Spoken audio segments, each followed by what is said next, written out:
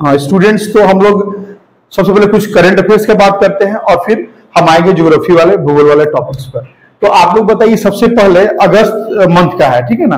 तो अगस्त का हम लोग बताइए, तो पहला न्यूज क्या है अभी? Bharat biotech international limited Hyderabad में हैजा के लिए ओरल वैक्सीन लॉन्च किया गया है। हैजा के लिए ओरल वैक्सीन, ओरल, अच्छा ओरल वैक्सीन, ठीक है ना? भारत बायोटेक नहीं, बायोटेक लिमिटेड किसके लिए? हैजा के लिए, ठीक है। हैजा के लिए याद रखना है ये। हाँ स्पेलिंग बोलिए तो। HILCOL, हिलकॉल हैजा के लिए भारत बायोटेक। ये कहाँ लोकेटेड है पता है? कहाँ? हैदराबाद में। और जो पुणे में था उसे क्या नाम था? कोरोना वैक्सीन था सीरम इंस्टीट्यूट। ये कहाँ था? पुणे में, ठीक है ना? ये पुणे महाराष्ट्र में है, महाराष्ट्र राज्य में है, ठीक है ना? तो देखिए भारत बायोटेक जो है वो हैजा के लिए क्या बना? हिलकॉल वैक्सीन है, नहीं हिलकॉल वैक्सीन का डेवलप किया गया है और ये फेमस है। जब से कोरोना हुआ तब से हम लोग भारत बायोटेक हो या सीरम इंस्टीट्यूट हो, तमाम बायोटेक्नोलॉजी वाला सेक्टर बहुत ग्रो किया है ड्यू टू कोरोना वायरस, ठीक है? डिजिटल इकोनॉमी भी ग्रो किया है, डिजिटल पढ़ाई भी, और उसका एग्जांपल अभी तुरंत जो हम लोग वर्क कर रहे हैं, डिजिटल पढ़ाई को भी, दवाओं को भी, वैक्सीन को भी, सबका बूम कोरोना के बाद एक शिफ्ट मिला है, एक दिखा है, ठीक है? तो बिल्कुल वैक्सीन है। अब देखिए कि अभी हम लोग जो कर रहे हैं राष्ट्रीय कर रहे हैं, ठीक है ना? ये आप लोग लिख भी लीजिएगा जो भी स्टूडेंट है कि क्या क्या है। दूसरा हमारा कोई इंपॉर्टेंट जो बताइए, दूसरा न्यूज आप लोग लिखते भी जाइएगा इसको हल्का पॉइंट वाइज। क्या होता है कि आई हैंड कोऑर्डिनेशन होता है, ब्रेन जो सुनते हैं बात वो ब्रेन पर छप जाएगा, ठीक है ना? जैसे आप याद, इसलिए ज्यादा हम बजाय ये पूरा सेंटेंस लिखे हम मेन कीवर्ड्स लिखते चल जाएंगे। हैजा है, इसके लिए हिलकॉल खोजा गया भारत बायोटेक द्वारा। और एक वर्ड इसमें और जोड़ देना चाहेंगे कि ये जो है ये हैदराबाद बेस्ड है। हालांकि ये तो ब्रांचेज और फैलाएंगी, लेकिन जो मेन ब्रांच कहाँ है? हैदराबाद में, ठीक है? ठीक है, और अगला बताइए। और लेफ्टिनेंट जनरल साधना सक्सेना नायर को चिकित्सा सेवा में पहली महिला महानिदेशक बनी है। अच्छा, पहली महिला महानिदेशक बनी है, क्या नाम है? साधना सक्सेना नायर, लेफ्टिनेंट जनरल साधना सक्सेना नायर। अच्छा, साधना सक्सेना नायर, अच्छा ठीक है, ये है इंपॉर्टेंट। लेकिन अगर मान लीजिए कि ये इंपॉर्टेंट 100 पॉइंट है, मान लीजिए इंपॉर्टेंस में, तो इसको हम 70-75 कहेंगे। तो लेफ्टिनेंट जनरल है, ये लेफ्टिनेंट जनरल है क्या? साधना सक्सेना। हाँ, अब हिंदी में भी लिख देते हैं, नाम लिख सकते थे, लेकिन साधना सक्सेना नायर, ये अपना ग्रुप में भी आ जाएगा। हाँ, साधना सक्सेना नायर जो है इनको चिकित्सा क्या चिकित्सा सेवा सेना की पहली महिला।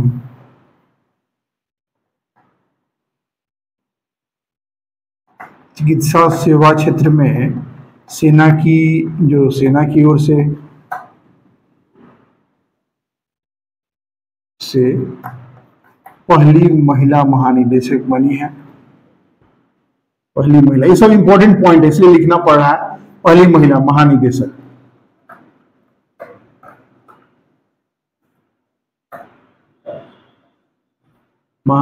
हैं साधना सक्सेना नायर है, इनका नाम लेफ्टिनेंट जनरल पोस्ट पर है।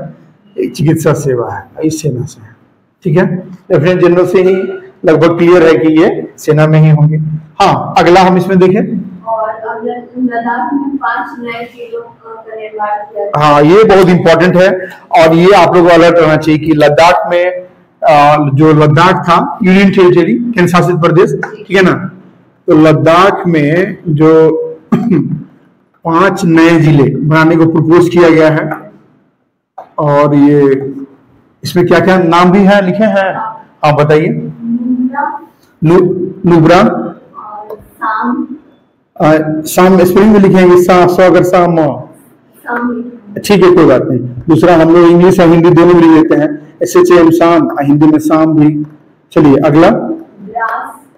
तीसरा द्रास सेक्टर का बार बार नाम सुनते होंगे, तो ठीक है, द्रास, जास्कर, वेरी गुड। चौथा है जास्कर, और पांचवा चांगथांग।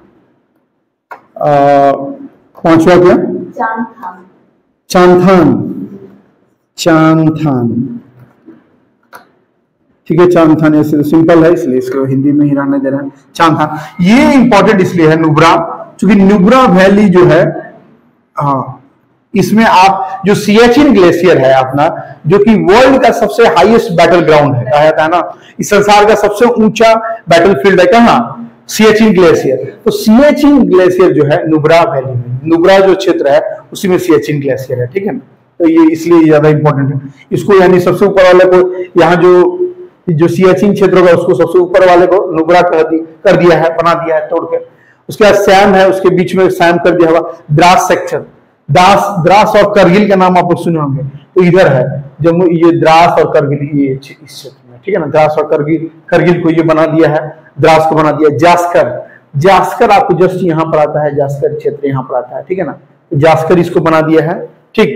और ये जास्कर यहाँ पर, और लास्ट चांगथांग है, उसके सदर्न वाला पॉइंट होगा, उसको चांगथांग करना है, ठीक है। तो ये पांचों इंपॉर्टेंट है, इसको ध्यान में रखिएगा।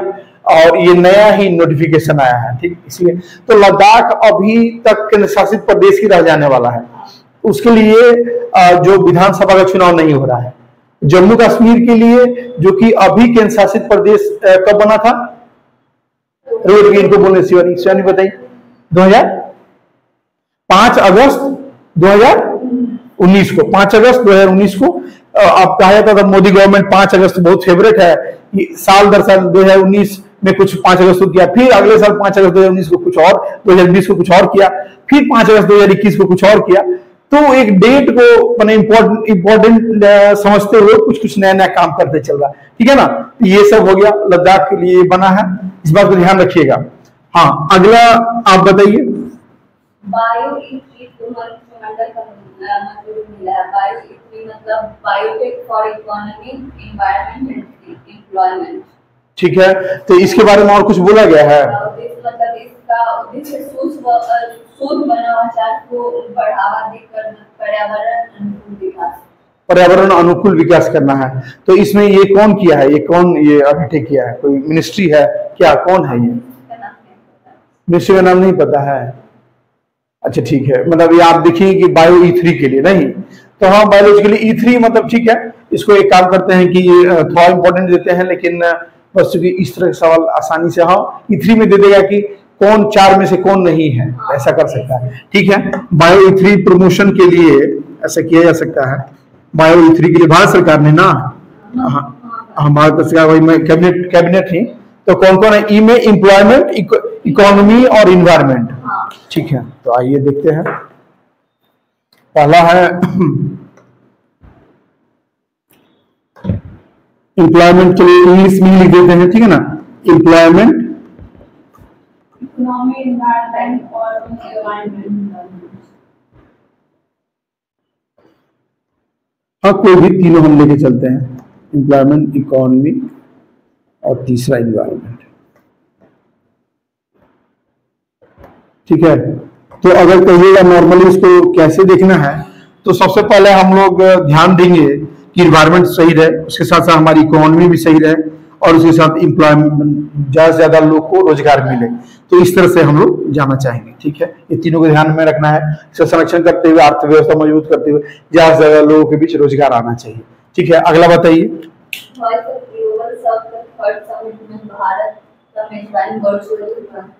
कहाँ पर हुआ है वॉइस ऑफ ग्लोबल साउथ की मीटिंग? कहाँ हुआ है?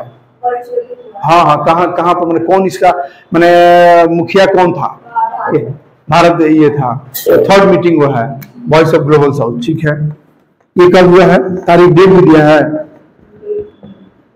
Voice of Global South date नहीं है ना, लेकिन महीना अगस्त है, नहीं अगस्त, ठीक। वॉइस ऑफ ग्लोबल साउथ यह है, इसका हेड रहा, हेड इसका भारत रहा इस मीटिंग के लिए, या इसको कहिए कि गेस्ट होस्ट, तो होस्ट कहिए, हेड के जगह पर बेहतर होगा कि हम लोग होस्ट का है, होस्ट भारत रहा, होस्ट इंडिया रहा, और वॉइस ऑफ ग्लोबल साउथ हो गया, होस्ट इंडिया रहा। और ये जो आपका अदर मतलब जो ग्लोबल साउथ की कंट्रीज है, ग्लोबल साउथ में कौन कौन आता है? अफ्रीकन कंट्रीज सारे आते हैं। हाँ, यहाँ पर देखिए मतलब प्रयास किया है, कहा जाता है ये जो कंट्रीज हैं, नहीं यूरोप ये सब करके, तो ये सब के नीचे जितने कंट्रीज हैं ये ग्लोबल साउथ है, ठीक है ना, ग्लोबल साउथ। इस तरह अगर एक लाइन ले लीजिए इंडिया से इधर की तरफ, तो आप देखिएगा यूरोप को अगर यहाँ करते हुए, ये सब ग्लोबल साउथ के देश हैं। पूरा अफ्रीका, भारत में भी ये सारा का सारा देश ग्लोबल साउथ का है, ठीक है ना। चाइना भी आता है, लेकिन कभी अब तो उसका स्थिति बहुत हाई होने लगा है पॉपुलेशन के अकॉर्डिंगली। अदरवाइज तो ये क्षेत्र तो बहुत आगे निकल चुका, अब तो वो यूएसए से टक्कर ले रहा है हर चीज में धीरे धीरे, ठीक है ना। तो चलिए अगला क्वेश्चन, ये थर्ड मीटिंग रहा, थर्ड मीटिंग। हाँ, और बताइए।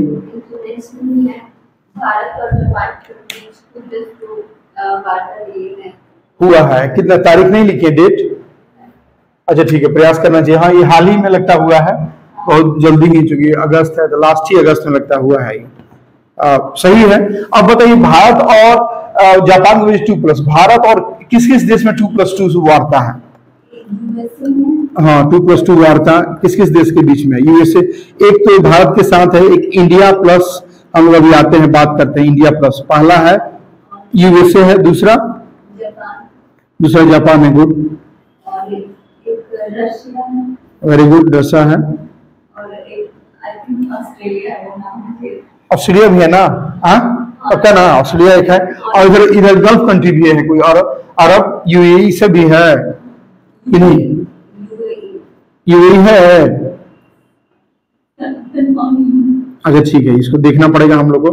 हमको लगता है गल्फ से भी एक देश है, यूएई मोस्ट प्रोबेबली हो, उसको हम लोग ऐड कर लेंगे एक बार, ठीक है ना, चेक करके। तो ठीक है, ये हमारा रहा। ठीक, हम लोग जैसे जो लिखेंगे ना, आप तो बना लिए हैं, प्रयास कीजिएगा धीरे धीरे जो ये फॉर्मेट में है उसमें एक तरह नॉर्मल फॉर्मेट में आ जाने का, क्योंकि आप तो लिख रहे हैं, बहुत अच्छा है।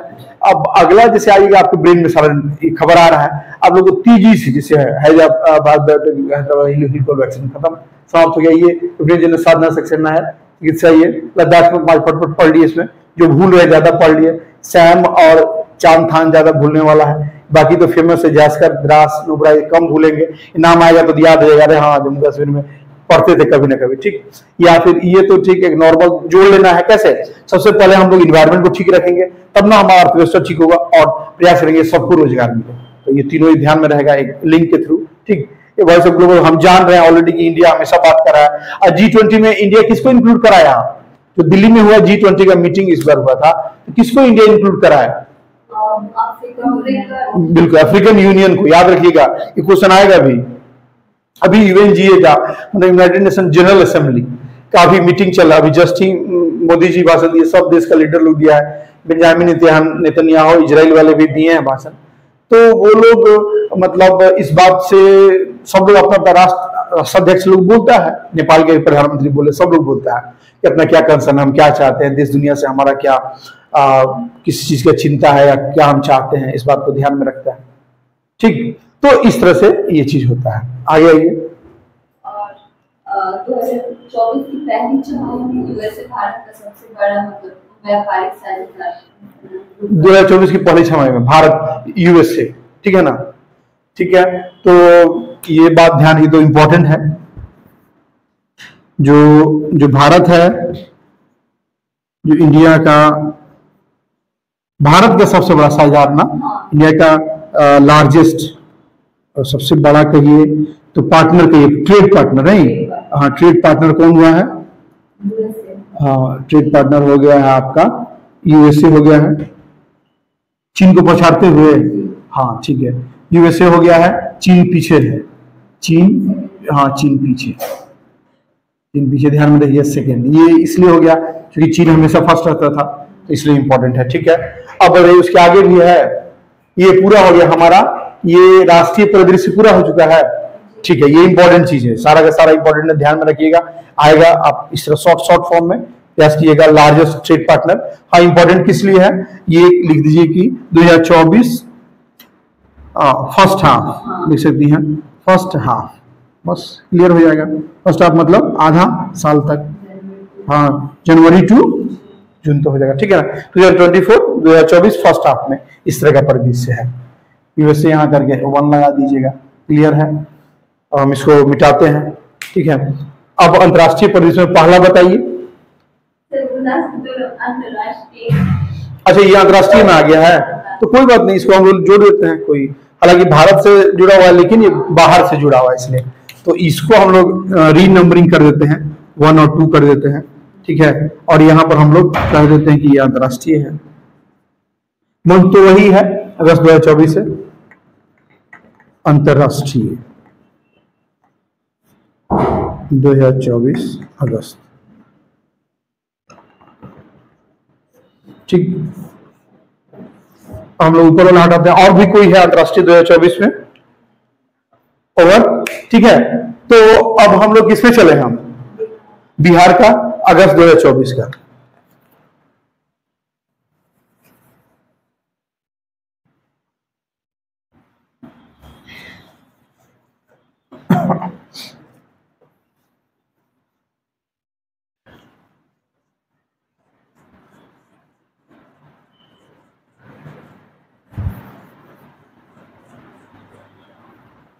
अब बताइए पहला न्यूज पढ़िए बिहार का। बिहार का चौथा एयरपोर्ट, ठीक है। यानी 1 2 3 कुछ गिनाइए तो। एक तो आपको वही पटना ही में है, गया में, वेरी गुड। तीसरा, वेरी गुड, चलिए बहुत अच्छा बात है। तो अगस्त 2024 में हम लोग बात कर रहे हैं बिहार का।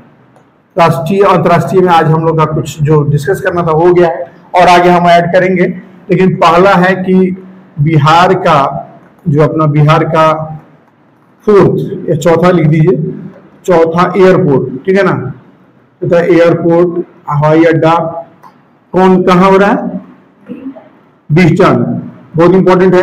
यही पर पटना में, पटना के बिहटा में ही, पास बिहटा में ही हमारा IIT जा चुका है, हमारा NIT भी जा चुका है, और यहाँ बहुत सारे कॉलेज, और इस एरिया को बहुत डेवलप किया है। पूरा जमीन है इधर, पूरा डेवलप किया जा रहा है, इसलिए चौथा एयरपोर्ट। इसमें आप लोग साथ साथ बता देते हैं, एक आपका ऑलरेडी जयप्रकाश नारायण पटना में है, दूसरा आपका गया में हम कहेंगे, तीसरा दरभंगा में है, ठीक है ना। तो इस तरह से हम लोग जानेंगे कि इंपॉर्टेंट है। भारत में बहुत सारे एयरपोर्ट्स है, उसके बीच में बिहार में हमारा 4 है। अभी और इंफोसिस है। ये नीतीश जी का कहना है शायद कि कुछ किलोमीटर पर हम प्रयास, उनका बोलना है कि प्रत्येक 50 से ले 220 50 किलोमीटर से लेकर के 200 किलोमीटर के बीच में हम चाहते हैं एक ना एक एयरपोर्ट रहे, हर जगह अवेलेबल है, ठीक है ना। इनका कोशिश है, आगे के समय में ये करेंगे इस तरह चीज को, ठीक है। अगला बताइए। सुरक्षित सफर सुविधा बिहार पुलिस द्वारा महिलाओं के लिए दिए गए हैं। अच्छा, वो यात्रा करना चाहती है, अनकंफर्टेबल फील हो रहा है, तो वो 112 पे कॉल करके वो कर सकते हैं। अच्छा, सुरक्षित सेवा, सुरक्षित सफर सुविधा 112 पर, ठीक है। पुलिस नंबर है 112, ठीक है ना। ये महिलाओं के लिए, ठीक है, सुरक्षित सफर सुविधा। देखिए तो ये इंपॉर्टेंट है महिलाओं के लिए, चूंकि सेफ्टी का सबसे इंपॉर्टेंट बात है। सुरक्षित सफर सुविधा, ये महिलाओं के लिए पुलिस हेल्पफुल रहेगी। कोई भी दिक्कत हो तो कोई महिला इस नंबर पर लॉगिन कर सके, कॉल कर सके, और उसको तुरंत से तुरंत मदद दिया जाए। अगला बताइए बिहार में। बिहार का first multi sectoral special economic zone Navanagar Buxar बनाया है। नवानगर, हाँ, बक्सर में special special economic multi sectoral, ठीक है।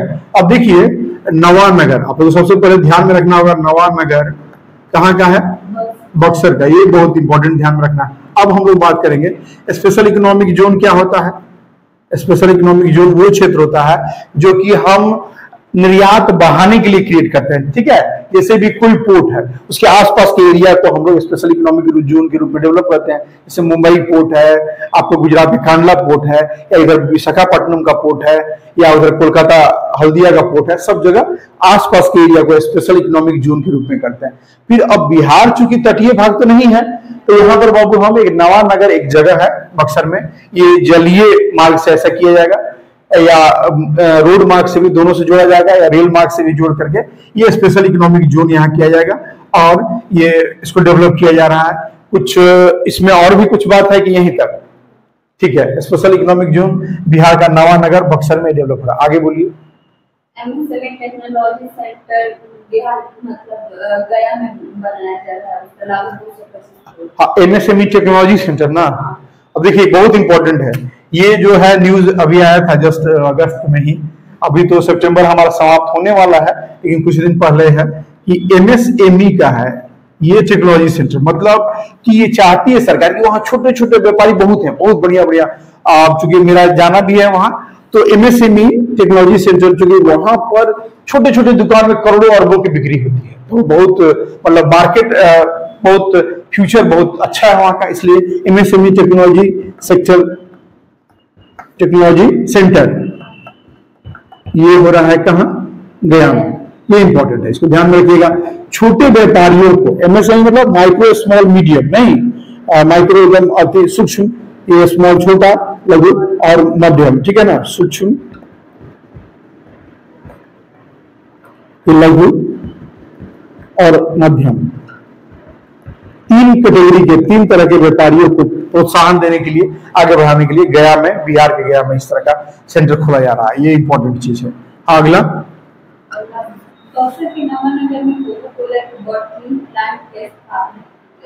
कोको कोला की बॉटलिंग प्लांट, ठीक है। तो ऑब्वियसली यहाँ पर नवानगर देखे थे ना, इसमें आप लिख सकते हैं, ऐड इन कर लेंगे कि कोको कोला की बॉटलिंग प्लांट, ठीक है ना, क्योंकि इसमें बहुत सारा काम होगा, SEZ में बहुत सारा काम होगा, इसमें एक ये भी ऐड कर लीजिए, हम इसी में दें कि कोको कोला बॉटलिंग प्लांट जो है, इसमें ऑब्वियसली यहाँ पर,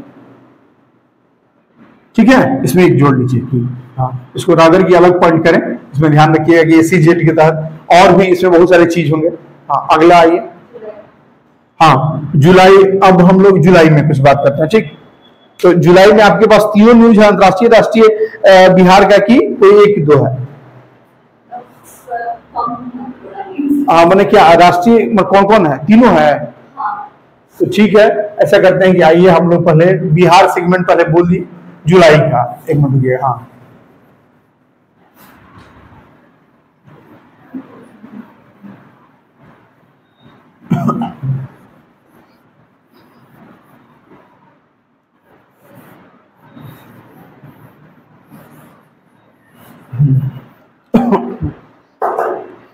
हाँ बोलिए। ठीक है, जुलाई 2024 का ये न्यूज है, पहला खेल अकादमी बिहार का, पहला खेल अकादमी राजगीर में। ये बहुत इंपॉर्टेंट, बहुत दिन से ये बात आ रहा है, राजगीर वाला ये बात है, लेकिन ठीक है, इसको कैबिनेट वगैरह अप्रूवल भी मिल गया है। हाँ, पहला खेल अकादमी राजगीर में। अगला, स्टार्टअप सीड रैंकिंग उद्योग विभाग द्वारा जारी किया है, इसमें औरंगाबाद इंजीनियरिंग कॉलेज को फर्स्ट स्टार्टअप के लिए, स्टार्टअप से स्टार्टअप के आधार पर रैंकिंग दिया गया है। औरंगाबाद इंजीनियरिंग कॉलेज को पहला मिला है बिहार में, नहीं स्टार्टअप, हाँ स्टार्टअप खोलने के नाम पर, स्टार्टअप के आधार पर रैंकिंग दिया गया है। स्टार्टअप के आधार पर बिहार के कॉलेजों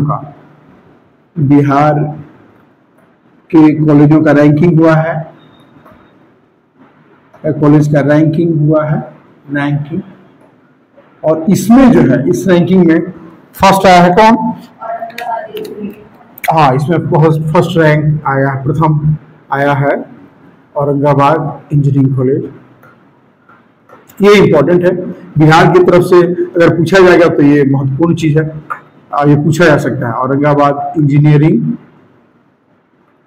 कॉलेज जो है फर्स्ट किया है, और यहाँ पर जो है स्टार्टअप खोलने के ज्यादा से ज्यादा बच्चे जो यहाँ पढ़े, आगे जाकर के वो स्टार्टअप के रूप में वो कन्वर्ट कर पाए, अपने कैरियर को आगे खोल पाए। ठीक है, अगला आइए, अगला बताइए। डॉक्टर रजनीकांत, ठीक है, हाँ एशिया बुक ऑफ रिकॉर्ड, ये किस क्षेत्र से है? अच्छा ठीक है, Asia Asia book of records, book of records, ठीक है। हम देखेंगे डॉक्टर आगे की क्लास में इनके बारे में थोड़ा डिटेल बात करेंगे। डॉक्टर रजनीश कांत, डॉक्टर रजनीश कांत को Asia book of records, Asia book of records, Asia book of records दिया गया है। तो ये कुछ ना कुछ इनका बुक्स के क्षेत्र में क्या जो राइटिंग है, बहुत सारा रचनाएं होंगी, इसके बारे में हम लोग अगले क्लास में डिटेल में बात करेंगे। अगला,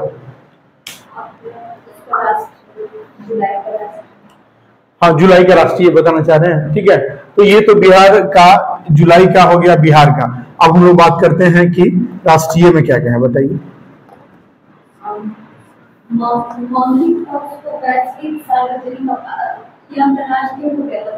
अच्छा ठीक है, अच्छा ठीक, कोई बात नहीं, कोई बात नहीं।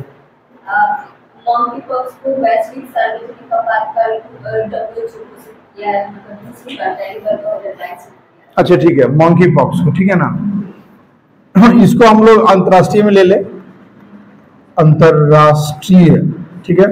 और मॉन्की पॉक्स को जो WHO है, ऑब्वियसली वही अथॉरिटी है, वही अधिकारी है।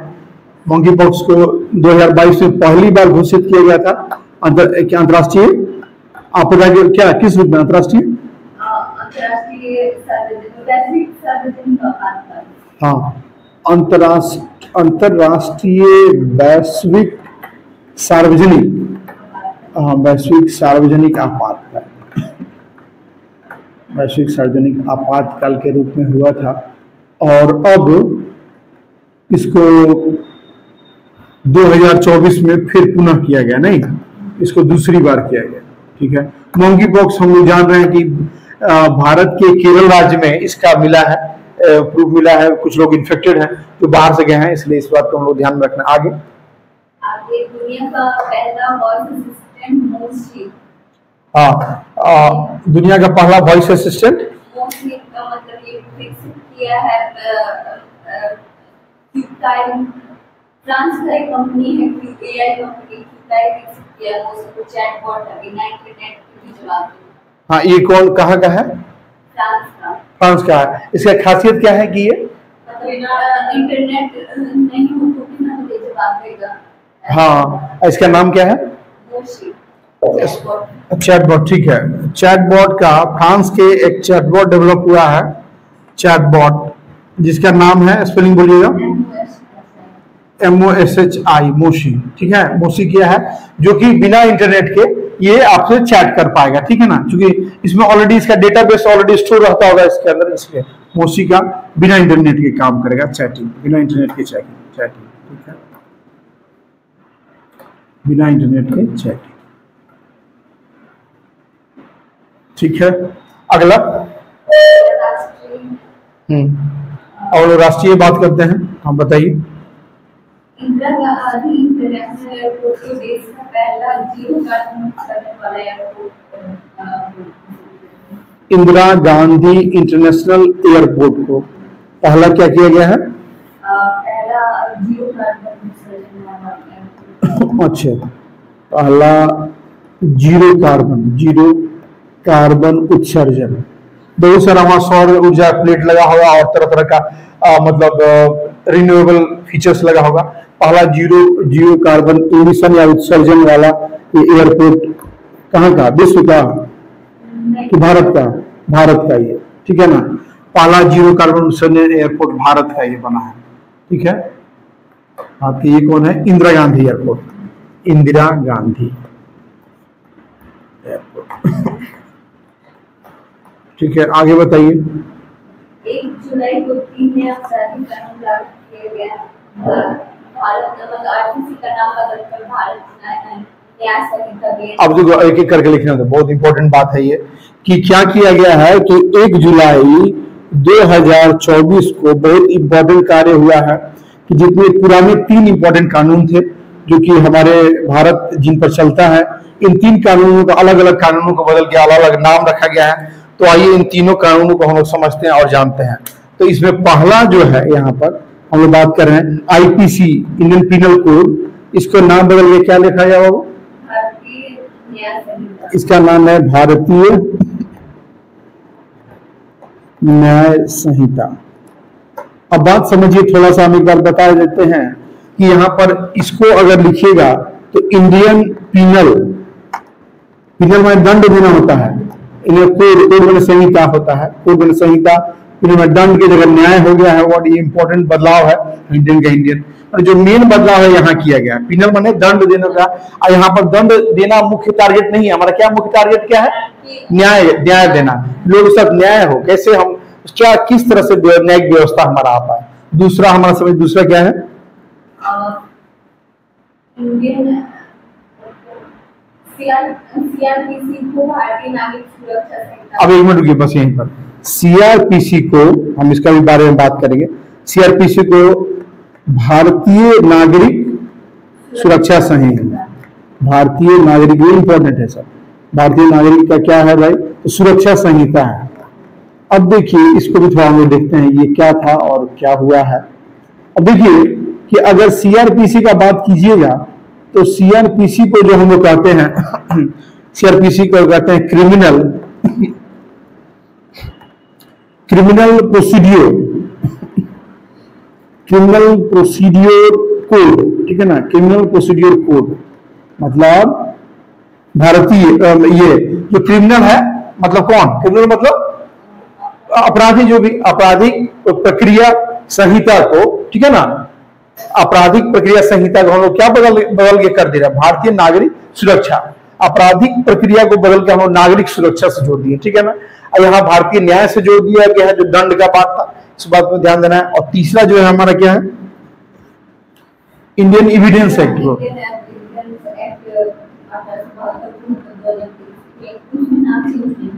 हाँ ये इसको ऐसे ही रख दिया गया है। हाँ, भारतीय साक्ष्य अधिनियम, इसको हिंदी में रहने दिया गया है, भारतीय साक्ष्य। हाँ, लेकिन इसमें बहुत सारे चीज जुड़ गए हैं, जैसे आज इंटरनेट का युग आ गया है, आज आपका साइबर ऑफेंसेज हो रहा है, तो उसमें कैसे कैसे अब नया साबुत के रूप में क्या क्या लिया जाएगा, इस पर इसमें बदलाव किया गया। क्या? इंडियन एविडेंस, भारतीय साक्ष्य संहिता। बात आप समझ पाए? इसको इंग्लिश में लिखते हैं इंडियन एविडेंस, मतलब सबूत होता है। हाँ, साक्ष्य या सबूत एक ही शब्द है। इंडियन एविडेंस एक्ट, अधिनियम, संहिता या अधिनियम कह सकते हैं। भारतीय साक्ष्य अधिनियम, संहिता की जगह बेहतर होगा हम अधिनियम शब्द का यूज करें तो भारतीय साक्ष्य अधिनियम। कोड को जनरली हिंदी में संहिता कहते हैं, कोड को नियम, और एक्ट को हम अधिनियम कहते हैं, ठीक है। अब ये बहुत इंपॉर्टेंट है, और भी कुछ है इसमें? नहीं, इतना है, ठीक है। तो ये क्या कितना, अच्छा इसको, गुड मॉर्निंग दोस्तों। हम लोग पिछली क्लास में प्रस्तावना और उसके पहले हम लोग भारतीय संविधान की विशेषताएं पढ़े थे। तो आपके सामने एक क्वेश्चन है भारतीय संविधान की विशेषता से, तो आप लोग पढ़िए और बताइए इसका आंसर क्या होता है, फिर हम इसको एक्सप्लेन करते हैं। पढ़िए और बताइए इसका आंसर क्या होगा।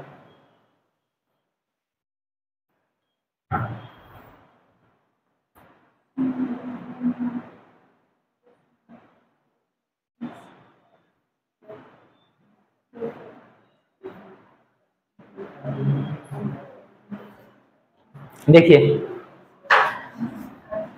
हम लोग पढ़े थे लोग संविधान की विशेषता, उसमें हम लोग देखे थे लोग कि क्या है, हमारी संविधान क्या है, संसदीय प्रणाली पर आधारित है। ऐसे ही सेम टू सेम क्या है, ब्रिटेन की जो संविधान है वो भी क्या है, संसदीय प्रणाली पे आधारित है। और पढ़े थे लोग क्या, अमेरिका की जो संविधान है संसद, वो किस पे है, अध्यक्षीय प्रणाली पे। लेकिन हम लोग क्या क्वेश्चन पूछेंगे यहाँ पे, ब्रिटेन और हमारी जो भारत का संसदीय प्रणाली है इसमें क्या भिन्नता है, उस पर क्या है क्वेश्चन है। तो हम लोग पहले क्या देख रहे हैं, पहले क्या दिया है क्वेश्चन कि जहां तक विधि निर्माण का संबंध है, ब्रिटिश संसद सर्वोपरि अथवा संप्रभु है, किंतु भारत की संसद की विधि निर्माण की शक्ति परिसीमित है। तो हम लोगों ने पहले भी पढ़ा था क्या कि हाँ, ब्रिटेन की जो संसद है क्या है, वो पूरी तरह से संप्रभु है, यानी वो जो भी कानून बनाएगी, नियम बनाएगी, उसको कोई मतलब उसको क्या कर सकते, सीमित नहीं कर सकते, वो जो चाहे वो कर सकती है। वो बस क्या कर सकती है, लोगों का लिंग बदल नहीं सकती है, मतलब पुरुष को क्या लेडी नहीं बना सकती है और स्त्री को पुरुष नहीं बना सकती, लेकिन उसके अलावा जो भी कानून है वो निर्माण कर सकती है। वही भारत कानून का देखते हैं तो क्या है, भारत का जो संसद है वो सीमित है किसके द्वारा, जो हमारा संविधान है, ठीक है। हमारे यहाँ क्या है, संविधान जो है वो क्या है, सबसे सर्वोपरि है, ठीक है। तो पहले तो सही है। दूसरा देखते हैं, भारत में संसद के किसी अधिनियम के संशोधन की संवैधानिकता से संबंधित मामले उच्चतम न्यायालय द्वारा संविधान की पीठ को भेजा जाता है। यानी दूसरा क्या कह रहा है कि अगर हमारे संसद में जो भी कानून बनेंगे तो जो भी संशोधन हो रहा है तो उसका क्या हो, अगर हमको उसको जांच करना क्या है, ये संवैधानिक रूप से सही है या गलत है, तो क्या किया जाएगा, इसको उच्चतम न्यायालय जो है वो क्या करेगा, संविधान पीठ बनाकर ही उसका जांच कर सकता है। संविधान पीठ आप लोग को मालूम है क्या होता है संविधान पीठ, कोई बताएगा?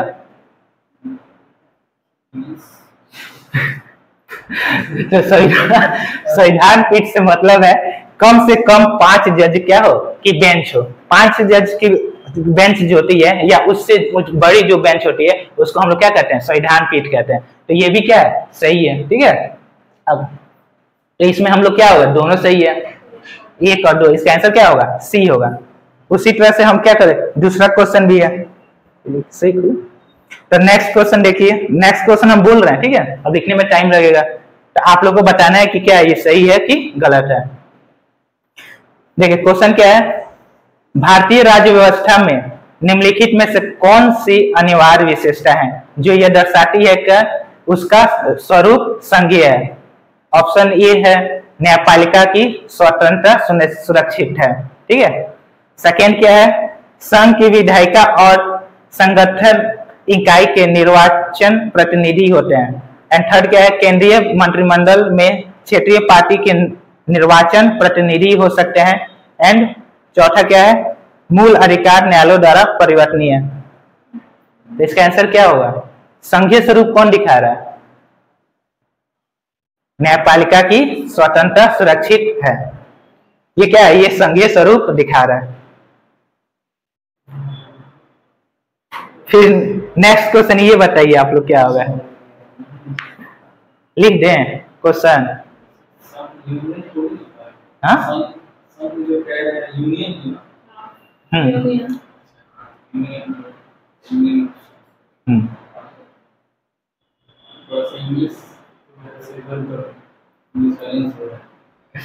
ठीक है,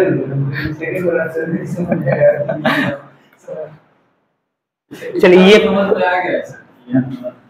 फर्स्ट वाले में कहा गया कि पार्लियामेंट वहां पर सुप्रीम कोर्ट पास अपने यहाँ नहीं है, लेकिन उसके बाद यही बिहार में रहते हो ना, यहाँ के नहीं हो। मतलब जैसे अमेंडमेंट एक्ट होता है, गवर्नमेंट अमेंडमेंट करती है, तो उसका हम लोग को जैसे उस पे हम कोर्ट में हम लोग रखते हैं जिसमें ये गलत है, ये नहीं होगा, किसान के विरोध ऐसा कहीं होता है, तो वो एक बेंच बनाती है कि ऐसे जजेस का बेंच होता है कि वही फैसला लेगी, उसी का बोल रहा है तो सुप्रीम कोर्ट जजेस के बेंच के पास भेजता है। वो चीज ये जो ट्रायल हो रहा है वहां पे नहीं होता, पार्लियामेंट में जो पास कर रहे हो पास कर रहे हैं ब्रिटेन है ना, हमको सिमिलरिटी देखना मतलब दोनों में घूम नहीं जाए समान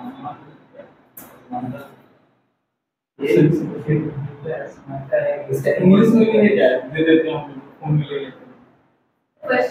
ये आप जाइएगा 2021 का यूपीएससी का क्वेश्चन पेपर डाउनलोड करके देख लीजिए, डाउनलोड करके आप पहले से प्रिपेयर रहेंगे। ऐसा नहीं सर, लीगल वर्ड होता है, ऐसा नहीं है सर, इंग्लिश हम लोग जल्दी से ना अभी बात नहीं और पढ़ लिया आदमी जो कीवर्ड्स जो कहा जा रहा है वो कीवर्ड्स आदमी इंग्लिश में पढ़ लिया, हिंदी का उसका नहीं पता है। एक क्वेश्चन भी है इंग्लिश में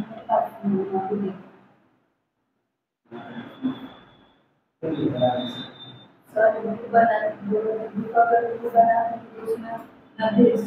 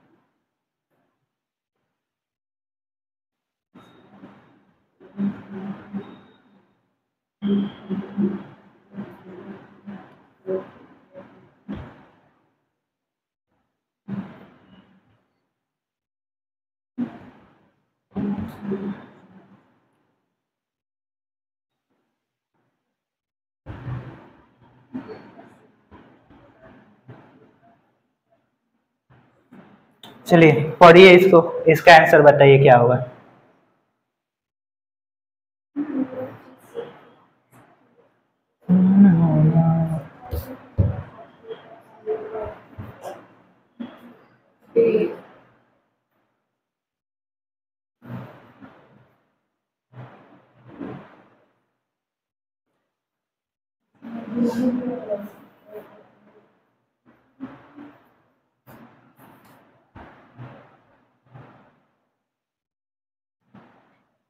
देखिए यहाँ पे क्या लिखा है, उदार लोकतंत्र, ठीक है, उदार लोकतंत्र की स्वतंत्रता की सर्वोत्तम सुरक्षा को नियत करता है। तो यहाँ पे पहला ऑप्शन क्या है, एक प्रतिबंध न्यायालय, ठीक है, हम समझते हैं न्यायालय, लेकिन यहाँ पे क्या लिख दिया, प्रतिबद्ध न्यायालय। प्रतिबद्ध न्यायालय मतलब क्या होता है, जो प्रतिबंधित हो, मतलब जो सरकार है, सरकार क्या हो, उस पे रिस्ट्रिक्शन लगा के रखी हो, तो उसको क्या कहेंगे, एक प्रतिबद्ध न्यायालय। तो क्या एक प्रतिबद्ध न्यायालय है वो क्या सुरक्षा दे सकती है, नहीं दे सकती है, क्योंकि ये तो गवर्नमेंट का अंदर ना है। प्रतिबद्ध न्यायालय जब है, दूसरा क्या है, शक्तियों का केंद्रीकरण। अब शक्तियों का जब केंद्रीकरण होगा तो एकदम जो सेंटर में जो पावर है वो क्या है, उसके पास सारा पावर आएगा, तो उसके अंदर भी क्या होगा, उस गवर्नमेंट के अंदर भी सर्वोत्तम सुरक्षा नहीं मिल सकती है स्वतंत्रता की।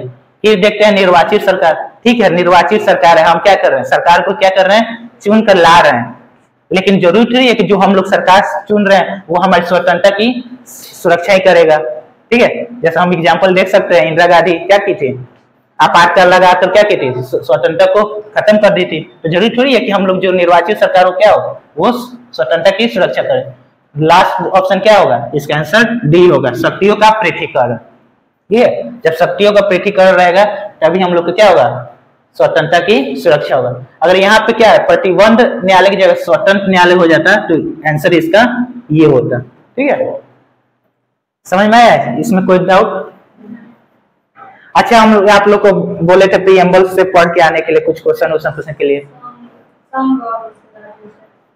ठीक है, संघ और राज क्षेत्र पढ़ना है, तो पढ़ के आए हैं लोग, आप लोग कुछ डाउट आउट है? ठीक है, चलिए, तो आप लोग डाउट नहीं है तो हम क्वेश्चन पूछते हैं कुछ।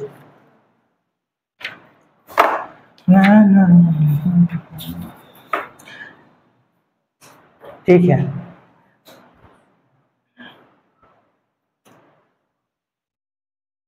अच्छा बताइए, राज्य का समूह और राज्य के संघ में मतलब क्या डिफरेंस है? और राज्य का संघ, अमेरिका राज्य का समूह और भारत राज्य का संघ। अमेरिका में मतलब वो अगर राज्य चाहे तो वो केंद्र से वो अलग हो सकता है, उसका उसके मर्जी की वो लोग समझौता किए हैं कि हम लोग एक आपस में जुड़ के रहेंगे, लेकिन अगर वो चाहे तो कोई राज्य समझौता तो वो वापस कर सकता है। ठीक, लेकिन आप जो पढ़ी हैं ये, अब जहां पढ़ी हो, लेकिन ये गलत है, सही नहीं है। जैसे आप कह रही हैं अमेरिका क्या कर सकता है, वो अपने क्या कर सकता है, अलग हो सकता है, लेकिन ऐसा नहीं है, समझौता की तरह है, लेकिन भारत में समझौता नहीं, और लोग चाह कर भी नहीं अलग हो सकते केंद्र से, वो मतलब जैसे अमेरिका में भी चाह के अलग नहीं हो सकता है, ठीक है, क्योंकि आप जब हुआ था वो अमेंडमेंट हो चुका है। जब जो ब्लैक राष्ट्रपति थे, क्या नाम था उनका, नहीं, उस टाइम जब वॉर हुआ था, गृह युद्ध जब हुआ था, अमेरिका क्रांति हुआ था, गृह युद्ध, ठीक है, तो उस टाइम थे अब्राहम लिंकन। तो जो अब्राहम लिंकन थे उन्होंने उसी टाइम अमेंडमेंट कर दिया था, कहा था कि अब जो भी स्टेट है वो क्या कर सकते हैं, अमेरिका से अलग नहीं हो सकता है, ठीक है। तो वो जो है, ठीक है, आप सही बोल रही हैं, फेडरेशन जो कहती है अमेरिका क्या है, फेडरेशन के थ्रू बना है, ठीक है। वो क्या किया था, वहां पे शक्तियों का पृथक्करण अलग अलग हो गया था, मतलब कि अपना राज्य अपना अलग रहेगा टोटली और सेंटर अलग रहेगा, ठीक है। लेकिन इंडिया में ऐसा नहीं है, यहाँ पे क्या है, यूनियन है, ठीक है। यहाँ पे भी अलग नहीं हो सकता है। तो समूह में क्या है कि हम लोग क्या करेंगे, समझौता होगा कि आपका ये काम रहेगा, आपका पावर पूरी तरह से बांटा हुआ है। लेकिन इंडिया में क्या है, यूनियन है, यहाँ पे पावर तो बांटा गया है, लेकिन अगर सेंटर चाहे तो क्या कर सकता है, उस पावर का भी हनन कर सकता है, उस पर क्या कर सकता है, उसको खत्म करके उसको पावर ले सकता है उसका। ये डिफरेंस है।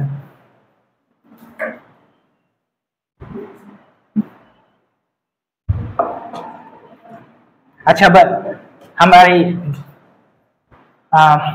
जो संघ और इसका राज्य क्षेत्र है कौन सा भाग में है, इजी क्वेश्चन से स्टार्ट करते हैं। कितने का आर्टिकल है इसमें, आर्टिकल 1 से 4, ठीक है। तो आर्टिकल 1 क्या कहता है, आर्टिकल ये कहता है कि भारत राज्यों का संघ होगा और राज्यों के संघ में वो आएंगे जितने भी राज्य जो पहले ब्रिटिश के अधीन थे और जो विलय द्वारा किए गए सारे राज्य। आर्टिकल 1 में क्या है, आर्टिकल 1 में है आज जो भी हमारे स्टेट हैं, ठीक है, तो उनके स्टेट का नाम, ठीक है, ये सब उसमें मेंशन है। आर्टिकल 3 में क्या है, आर्टिकल 3 में है कि मतलब राज्यों का निर्माण करना हो, क्षेत्र में परिवर्तन करना हो या उनके नाम में परिवर्तन करना हो, तो आर्टिकल 3 में यही भी उसका प्रावधान दिया गया है और ये सब संसद कर सकती है कानून बनाकर संविधान को। और पहले ये राष्ट्रपति के पास मतलब पेश किया जाएगा। हाँ। अगर हमको अपना देश का कोई क्षेत्र अगर किसी दूसरे देश को देना हो तो क्या वो हम लोग समान कानून के थ्रू कर सकते हैं?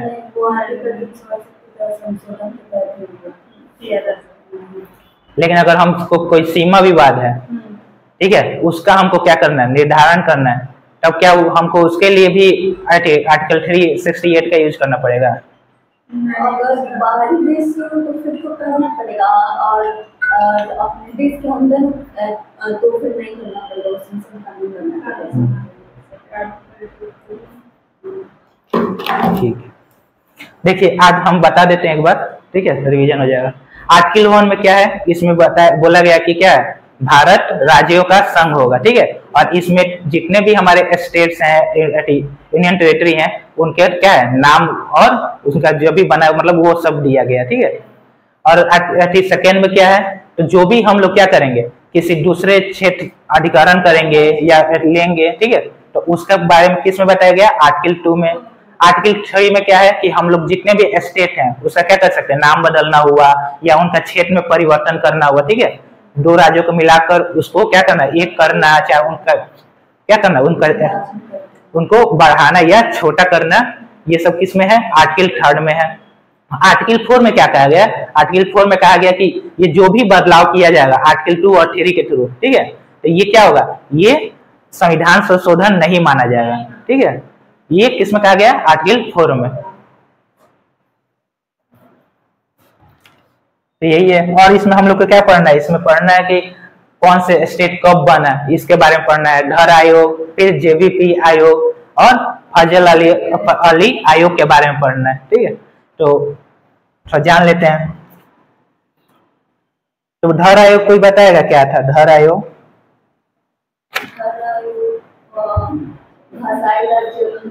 भाषा के स्तर पे राज्य का राज्य का नाम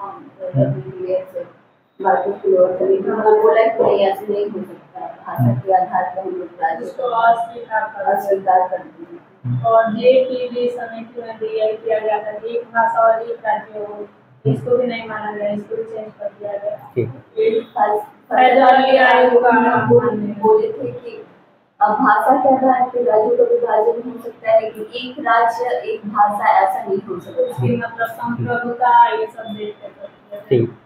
तो जैसे कि हम जानते हैं कि हमारे जब स्वतंत्रता आंदोलन चल रहा था तभी क्या हुआ था, ये डिसाइड किया गया था या ये लोगों को बताया गया था कि जब हम लोग आजाद होंगे तो क्या होगा, हम लोग भाषाई आधार पर राज्यों का निर्माण करेंगे। लेकिन जैसे हम लोग स्वतंत्र हुए तो क्या हुआ, जो हमारे जो लीडर्स थे उनको लगा कि अगर, क्योंकि उसी टाइम क्या हुआ था, हम जब आजादी हुआ था, सेपरेट हुआ था, तो क्या हुआ, और हम लोग देख रहे हैं क्या हुआ, धर्म के नाम पे हिंदू मुस्लिम अलग दो राज्य बन गए थे। ठीक है, तो उन लोग को जो लीडर्स थे उनको तो मतलब पहले ये सब अनुमान नहीं ना था, तो उन लोग उस टाइम क्या किया था, ये वादा कर दिया था लोगों को, ठीक है हम लोग भाषाई आधार पे क्या करेंगे, स्टेट को निर्माण करेंगे। लेकिन जब आजादी मिला तो वो लोग डर रहे थे, क्या हुआ कि कहीं फिर से भाषाई आधार पे क्या हो, देश का विभाजन ना हो जाए, बट ना जाए। तो इस कारण वो लोग क्या किया, इस बात को टालने लगा कि हम लोग क्या करेंगे, भाषाई आधार पे राज्यों का निर्माण नहीं करेंगे।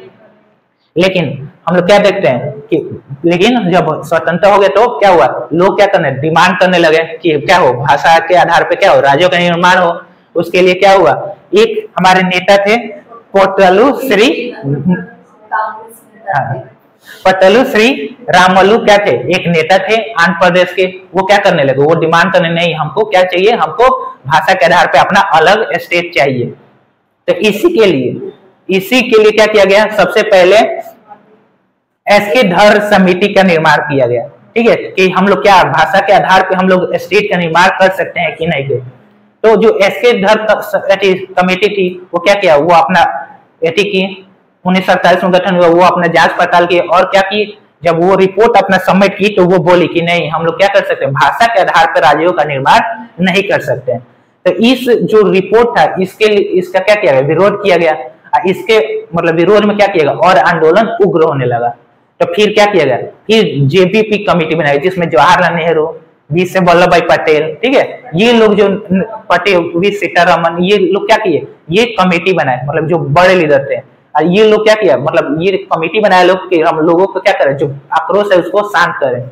लेकिन ये भी लोग क्या किया, लोग अपना जांच करके फिर जब ये लोग रिपोर्ट सबमिट किया तो इसमें भी ये लोग जो भाषा के आधार पे जो समिति मतलब राज्य बनाने का जो मांग था उसको ये लोग भी खारिज कर दिया। इसके विरोध में जो पोटी श्री रामोली थे वो क्या किए, वो भूख अनशन पे चले गए और उनका डेथ हो गया।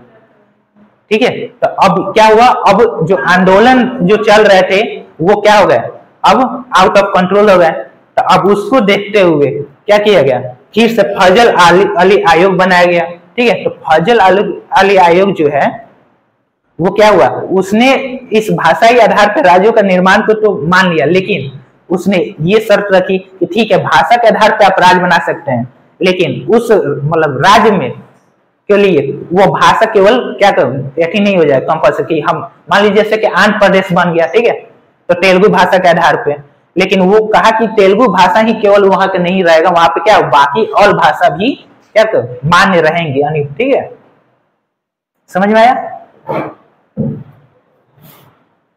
तो उन्होंने क्या किया, उन्होंने कहा कि हम लोग क्या करेंगे, देश का एकता और सुरक्षा को ध्यान में रख के क्या करेंगे, राज्य को बनाएंगे। ठीक है, भाषा और संस्कृति की एकरूपता को ध्यान में रख के बनाएंगे और वित्तीय, आर्थिक और प्रशासनिक बातों को भी ध्यान में रखेंगे।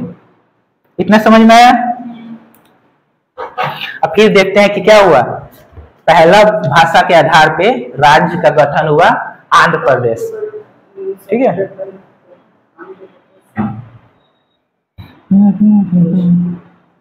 अब फिर हम लोग को अब देखना है कि कौन से स्टेट कौन से अमेंडमेंट के थ्रू अलग अलग बने। बंद कर दो इनका काटा हुआ अपने।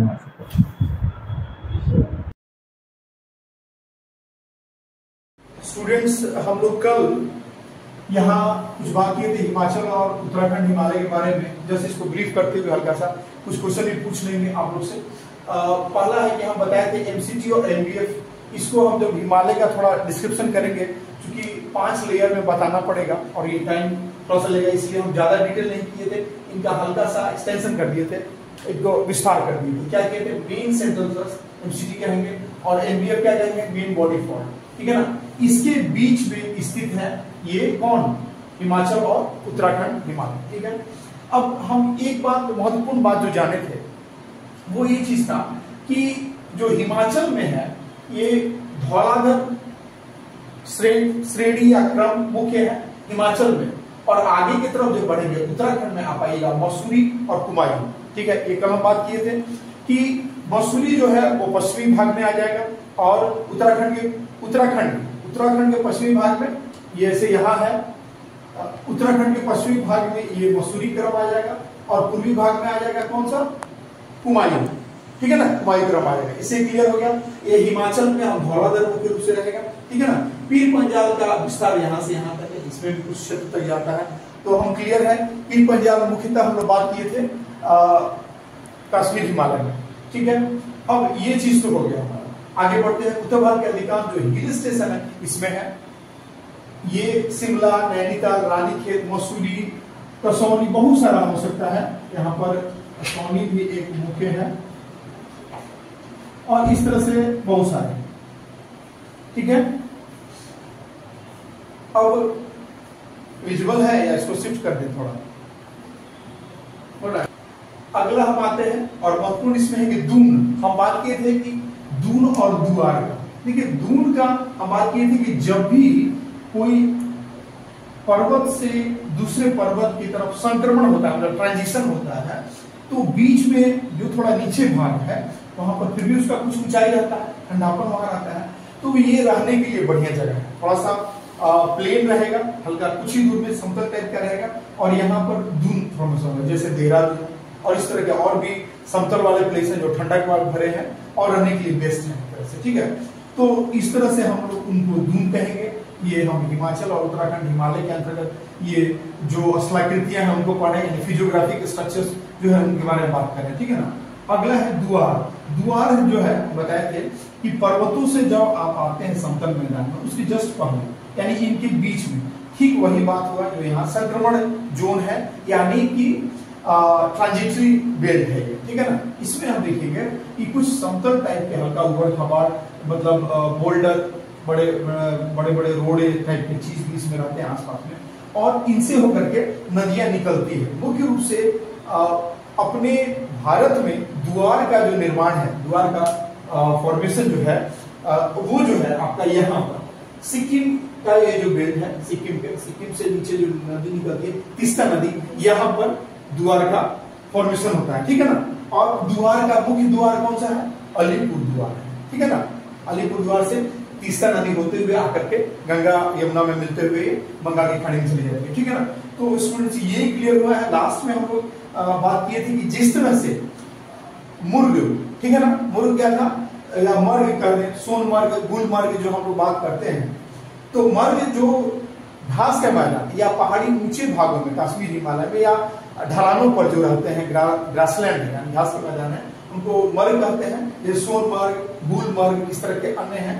उसी तरह से यहाँ पर हिमाचल और उत्तराखंड हिमालय में भी जो पहाड़ों या ढलानों पर मिलने वाले घास के मैदान को यानी ग्रासलैंड को हम लोग पयास या बुग्याल्स कहते हैं, ठीक है ना। ये इंपॉर्टेंट है। यहाँ पर जनजातियां रहती है, ये चीज हम लोग कल अभी रुक गया था, वही मेरा क्वेश्चन था आते आते कि कौन सी जनजाति यहाँ पर रहती है,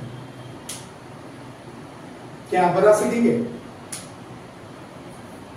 बहुत फेमस है, नाम बोलेंगे तो फुटबॉलर थे, मतलब उनके नाम से लगता है भोटिया। भोटिया जाति आपका नाम सुने ही होंगे, भोटिया, ठीक है ना। तो यहाँ पर इसमें ऐड कर लीजिए भोटिया।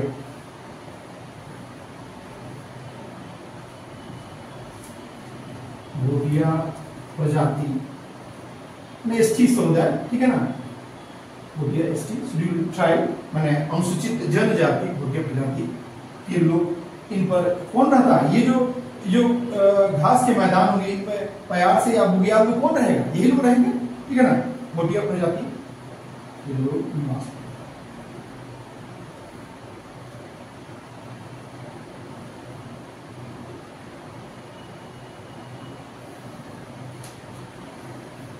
ठीक है। और कुछ था, हम बताए थे कि ये जो घाटियां हैं ये आपको लंबाई के अनुसार होगी। ये जो बीच बीच में दून होंगे, ठीक है ना, ये अपने लंबाई के अनुसार बीच बीच में अलग अलग पहाड़ियां होती जाएंगी। जैसे ये पीर पंजाल टाइप का जो है ना, तो इससे आगे बढ़ेंगे जैसे धौलाधर, या इसमें और भी छोटे छोटे जो मसूरी हो गया, इसमें कुमाई हो गया। इसी बीच बीच में जगह जगह पर ये इस तरह के दून या ऊंचे वाले क्षेत्र जो हल्के लगभग समतल होंगे, पूरे तो नहीं होंगे, लगभग समतल होंगे और रहने योग्य होंगे। और यहाँ लोग रहते हैं, पानी की मौजूदगी होती है और निवास लोग करते हैं, ठीक है ना। ठीक है, तो एक चीज होंगे कि ये लोग क्या है, मतलब ये जो मुख्य रूप से आप जानती होंगी कि यहाँ पर कौन कौन सा तीर्थ स्थल है। यहाँ पर तो तीर्थ स्थल कौन कौन सा है, यहाँ पर आपका जो उत्तराखंड हिमालय है, यहाँ पर मतलब मसूरी, इधर मसूरी क्रम और इधर कुमायूं क्रम, इसमें कौन कौन सा तीर्थ स्थल है, इन चार का नाम आपको बहुत बेसिक है। कौन कौन? केदारनाथ, गंगोत्री, यमुनोत्री, ठीक है ना, ये सब मुख्य है यहाँ पर। इसको एक पॉइंट बना के इसको कर लीजिए यहाँ पर।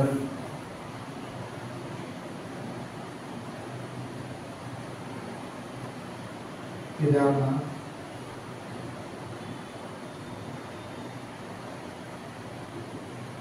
गंगोत्री, यमुनोत्री, ठीक है ना। जोशीमठ भी यहाँ है, जोशीमठ आदि अन्य भी ये मुख्य है।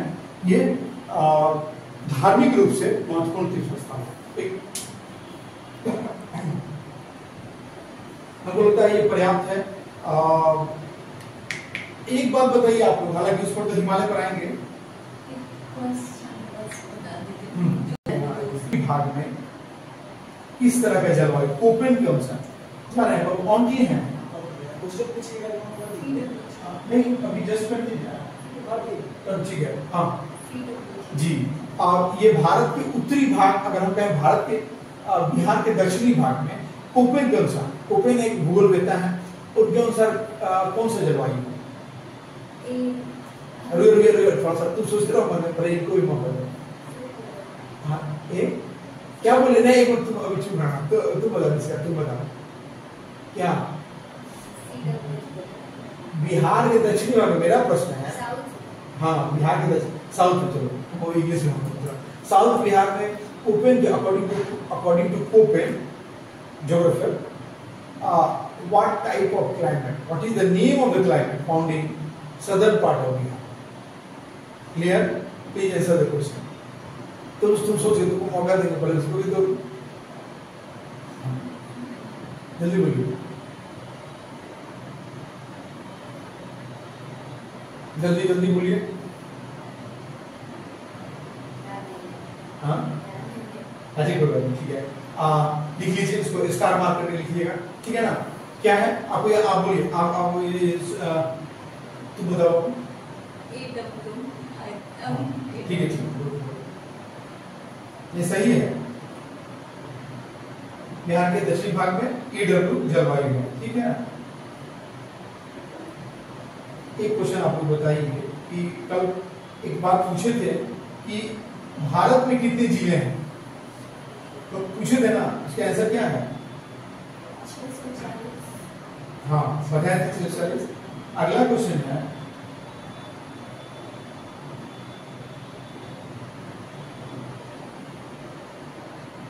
कि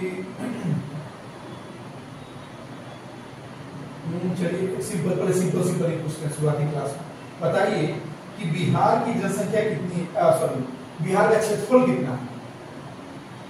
बिहार का क्षेत्रफल कितना है? इसको याद रखिएगा, ये 4163 किलोमीटर स्क्वायर। हाँ सर वेरी गुड। अब आप बताइए ऋषिका कि भारत का क्षेत्रफल कितना है? लगभग 6 माइल। ये तो बिहार और हमारे दोनों ही पूरा रखना चाहिए। ये सब डेटा ऐसा है जिसको आपको याद रखना ही रखना है। बताइए।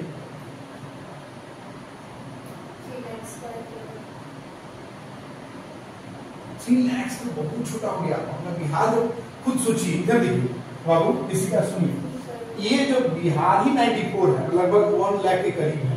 3 लाख स्क्वायर, 1 लाख स्क्वायर, ये इतना जो लगभग 1 लाख से थोड़ा, मान लीजिए 6000 स्क्वायर किलोमीटर छोटा है, तो अब सोचिए तो इतना में 3 लाख ही होगा। बोलिए एक लगभग अनुमान लगे, लगभग कितना स्क्वायर किलोमीटर, लगभग कितना वर्ग किलोमीटर? ये आपको मौका देगा, आप रेडी रहिए। हाँ बोलिए एक अनुमान, अरे सोचिए ना, एक बार देख कर फिर उसको मल्टीप्लाई कर दीजिए, उतना से क्या लग रहा है, कितना गुना ज्यादा होना चाहिए? 27 ठीक है चलिए, एक तो बड़ी मैंने एक बढ़ तो गई ठीक ठाक। हाँ आप बताइए, मैंने और बढ़ाने का स्कोप है, लेकिन चलिए अच्छा है, कम से कम जब तो ठीक ही। हाँ आप बताइए। 32,87,263 देखो पूरा बस नहीं 32,87,469।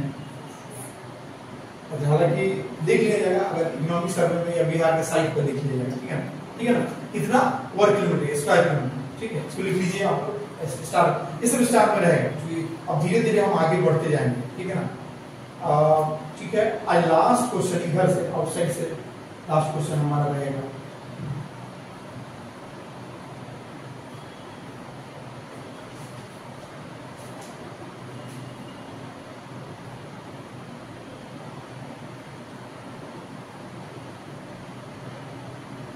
बताइए कि वर्धमान महावीर, ठीक है, वर्धमान महावीर का जन्म और मृत्यु कब से कब तक, जन्म कब जन्म हुआ कब मृत्यु हुई, वर्धमान महावीर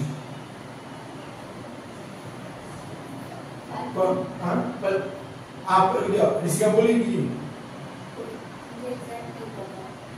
नहीं, अरे तैयारी ऐसे होगा बीबीसी का, आपको एग्जैक्ट करना पड़ेगा क्योंकि वो जानबूझ के इतना क्लोज कर देगा कि फंस जाइएगा ना। जान लीजिए, सुनिए इसका एक उपाय, रिवीजन, रिपीटिंग, बार बार रिपीटिशन होना चाहिए, समझ गए। जैसे ये जो क्लास में हम करा रहे हैं अभी स्पीड और बढ़ाने वाले हैं, याद रखिएगा।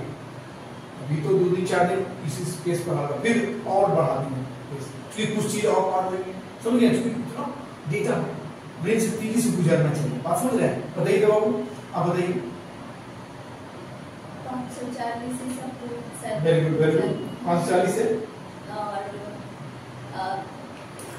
उनका जन्म जीवन कितने समय कितने वर्ष के होकर मरेगा, इसको ध्यान में रखिएगा।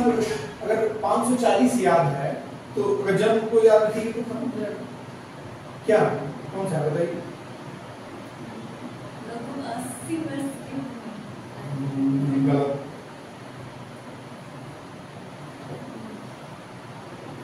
80 वर्ष के तो यही बात ध्यान में, 80 वर्ष के तो जीवन रहा महात्मा बुद्ध का, इनका जन्म रहा 72 साल, तो बस 540 बोलते तो 72 का।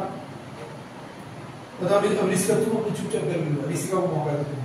ऋषिका अगर इनका जन्म 540 BC में हुआ है, अगर 72 साल के होकर मरे हैं वर्धमान महावीर, तो इनकी मृत्यु कब हुई, कितने BC में हुई, ईस्वी पूर्व पहले।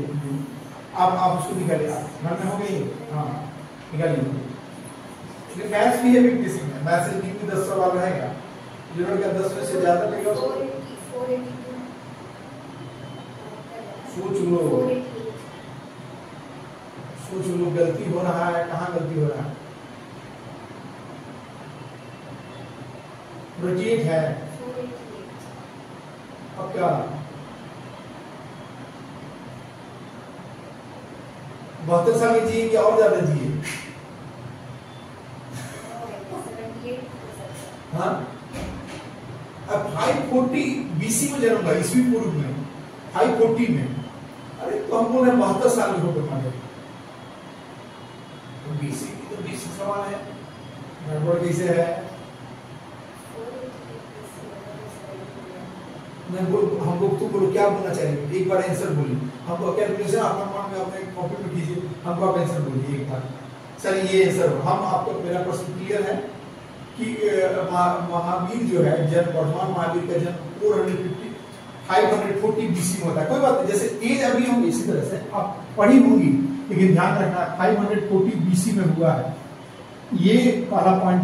दूसरा, ये 72 साल 72 ईयर्स तक ये जिंदा रहे। BC मतलब ईस्वी पूर्व, BC मतलब ईस्वी पूर्व में ये 72 साल तक जिंदा रहे। तो क्वेश्चन है, थर्ड नंबर क्वेश्चन ये है कि इनका डेथ ईयर क्या है, मृत्यु का वर्ष क्या है। कोई दिक्कत नहीं है बाबू तुमको, हाँ नहीं सर, हाँ ये लोग हिंदी का है ना। अब बताओ कि तुम लोगों को मतलब डेथ ईयर दिक्कत सब मृत्यु का याद कर लिए, ठीक से ध्यान कर लिए, कैलकुलेट। चलो तुम जल्दी बोलो।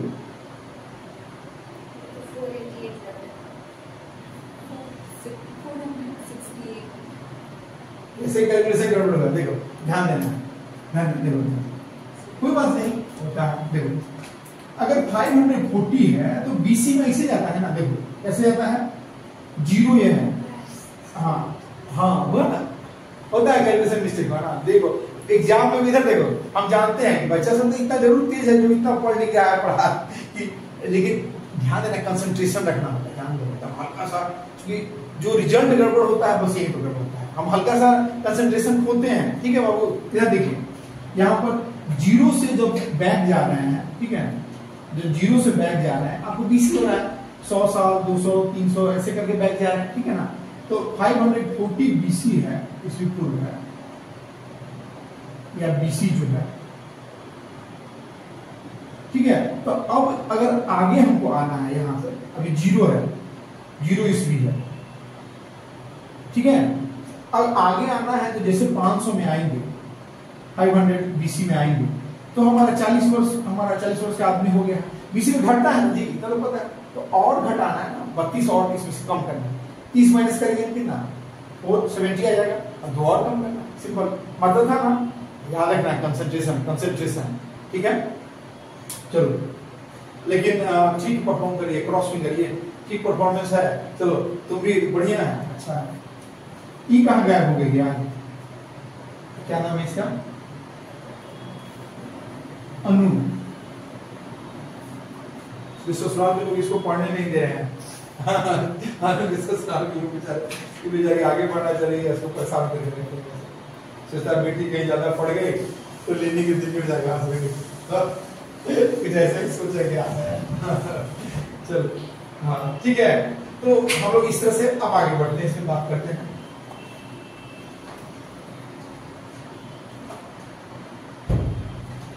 क्या उनसे कुछ बात करना है? एक मिनट पॉज कीजिए। तो हिमालय हो चुका है, थर्ड वाला हिमालय है जो कि दार्जिलिंग हिमालय, हम सिक्किम और दार्जिलिंग हिमालय इसमें बात करते हैं, ठीक है। अब देखिए कि ये बड़ा ही इंटरेस्टिंग है, सिक्किम और दार्जिलिंग हिमालय थर्ड पॉइंट है। इसमें किस चीज का खेती अंग्रेज लोग शुरू की, बताइए। थर्ड वाला है जो सिक्किम और दार्जिलिंग हिमालय है। हाँ हाँ वेरी गुड, क्या बोलेंगे आप आंसर? T, very good. तो क्यों इसमें किए, इसी क्षेत्र में क्यों किए, ये क्वेश्चन है आप लोग से और दोनों आदमी से, आप लोग से। हिल स्टेशन है, लैंड के क्लाइमेट से उनका क्लाइमेट वहां पे मैच करता था, तो जनरली वो वहीं पे स्टे करते थे। एक तो आपका सही है, लेकिन उन लोगों के मैच करने से क्या है, हमको तो भाई चाय सही से प्रोडक्शन होना चाहिए, इससे ना मतलब है। और उनका क्लाइमेट मैच करने इससे क्या मतलब फर्क पड़ता है। एक तो आपका सही बात है कि चलिए हिली है, लेकिन उससे क्या क्या है, वही मेन बात जो हम पूछना चाह रहे हैं जनरली एल्टीट्यूड पे होता है। हाँ वेरी गुड, मतलब ऊंचे क्षेत्रों पर होता है, ठीक है। इससे क्या फायदा है कि ऊंचे क्षेत्रों पर क्या क्या वहां पर उस जगह में जो दार्जिलिंग और सिक्किम जो हिमालय था, दार्जिलिंग और सिक्किम जो हिमालय है, यहाँ पर क्या क्या फायदा है, ठीक है ना। ठीक है, यहाँ दार्जिलिंग पश्चिम बंगाल में, दार्जिलिंग जिला किस राज्य में है, पश्चिम में, वेस्ट बंगाल में, और ये सिक्किम है राज्य है, ठीक है ना। इस वजह से क्या खासियत है इस क्षेत्र में, आसपास के क्षेत्रों में, यहाँ चाय की खेती होगी।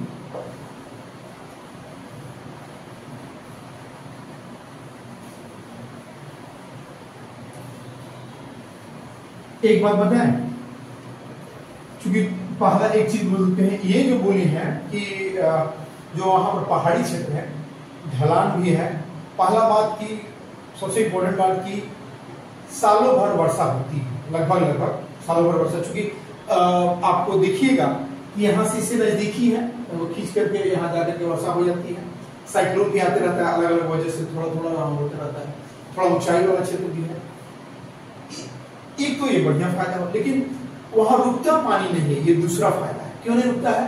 क्योंकि जो ढलान है वहां, जैसे बोलिए ठीक है ना, ढलान से रुकता नहीं है, तो उसको पानी तो चाहिए। जो चाय का जो पौधा होता है पानी चाहिए, लेकिन पानी जमा नहीं होना चाहिए। जैसे अपने चावल धान में होता है ना, धान में जैसे पूरा पानी बढ़ना लगा होना चाहिए, गन्ना को भी चावल, लेकिन वहां जमा नहीं होना चाहिए, ठीक है ना। ये दूसरा फायदा होता है। और फायदा बताइए।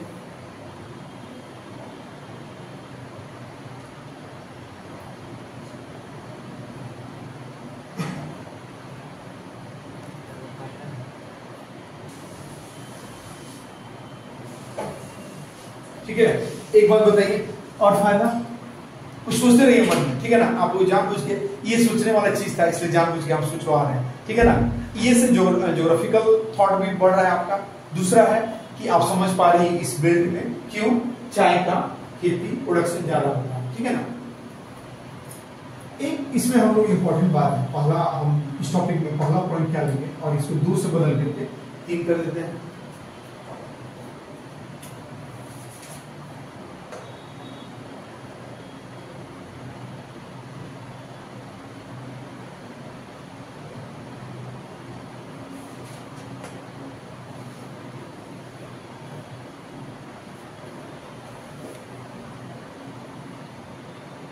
ठीक है,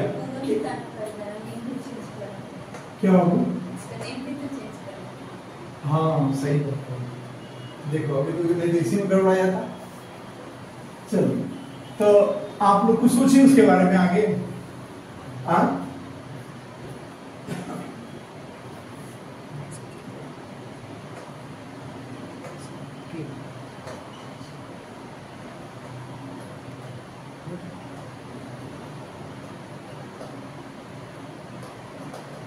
उसको इंग्लिश में भी लिख देते हैं कि जरूरत है कि नहीं बाबू, और ऋषिका जरूरत है लिख दे, तो लिख ही देते हैं। ऋषिका कहेंगे सर केवल आप हिंदी हिंदी कर दिए हैं।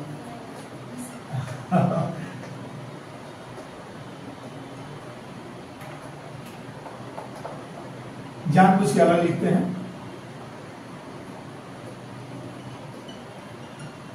ठीक है।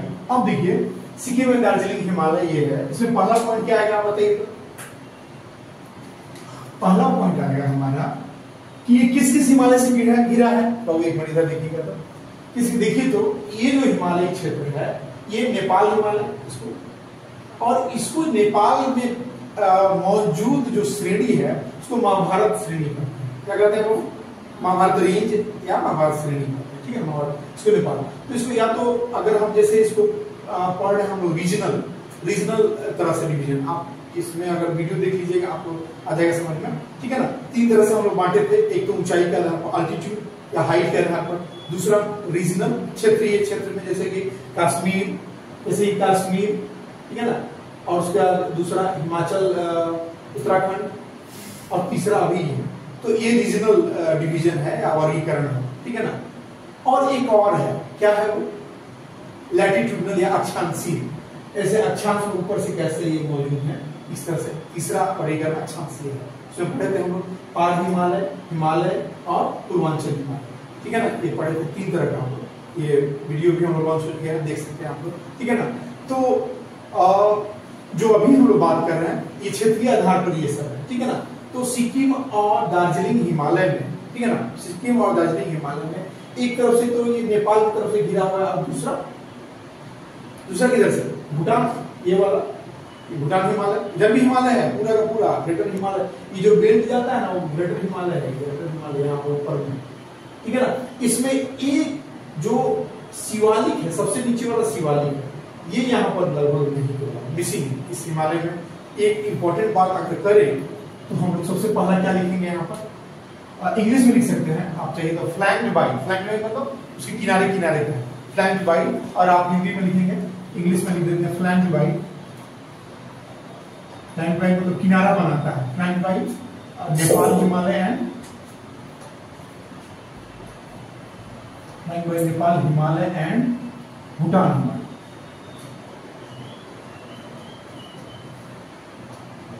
ठीक है।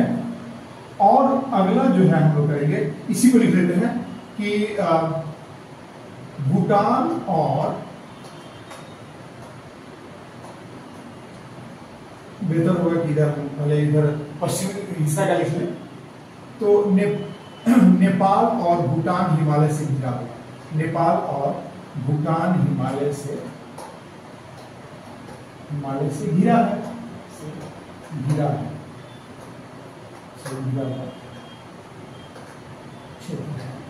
ठीक है।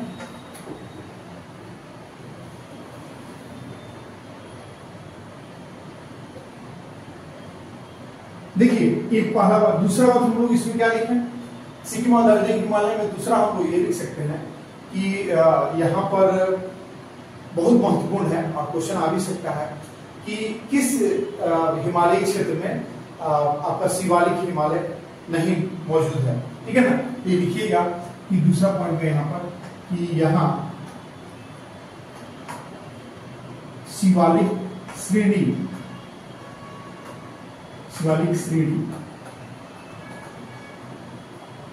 मौजूद नहीं है,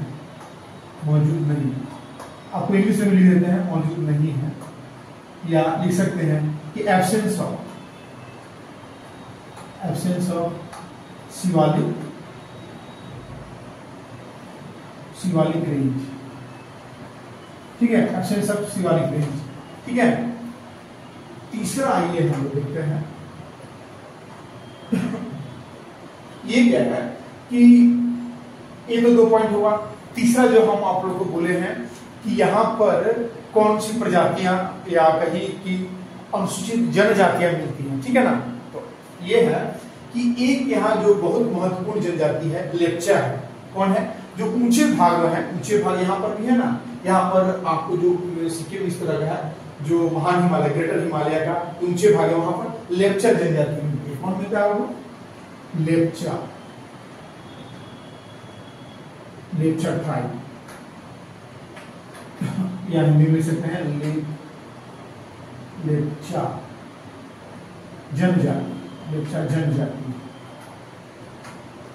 एक बात बताइए हमको इसी बात पर कि जनजातीय गौरव दिवस जो ये इस बार अभी की सरकार है, कब से किस तारीख को जनजातीय गौरव दिवस मना रही है? कुछ समय पहले हाँ, बिरसा मुंडा के जन्म दिवस को जनजातीय गौरव दिवस मनाया जा रहा है। हमारी राष्ट्रपति क्या है? अनुसूचित जनजाति से आती है, ये बहुत महत्वपूर्ण है आज के समय में। और बहुत सारे स्कीम्स प्लान्स लॉन्च किया गया है जनजाति के विकास के लिए, ठीक है। तो इसी अब लेप्चा का नाम आया तो ये बात भी बता दीजिए।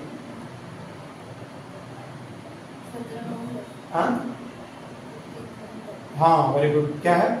15 नवंबर, ठीक है, जनजातीय गौरव दिवस है, ये ध्यान में रखना है। बिरसा मुंडा कहाँ गए थे? उनकी मृत्यु कब हुई? 1901। हाँ, लगभग 1900 या 1901 माना जाता है, ठीक है ना। ये लेप्चा जनजाति ये क्या रहती है? ऊंचे पहाड़ों पर, और नीचे थोड़ा सा मतलब कम ऊंचे वाले क्षेत्रों में कौन मिलता है? कम जो नीचे वाले क्षेत्र उसमें मिलता है नेपाली लोग रहते हैं, आपको बंगाली लोग रहते हैं, ठीक है ना। ये लोग सब यहाँ पर नेपाली बंगाली ये सब आते रहते हैं, नेपाली बंगाली, ठीक है ना। सिक्किमीज वगैरह सब उसमें रहेंगे। मुख्य रूप से ये रहते हैं नेपाली बंगाली, ये ढलानों या नीचे क्षेत्र, नीचे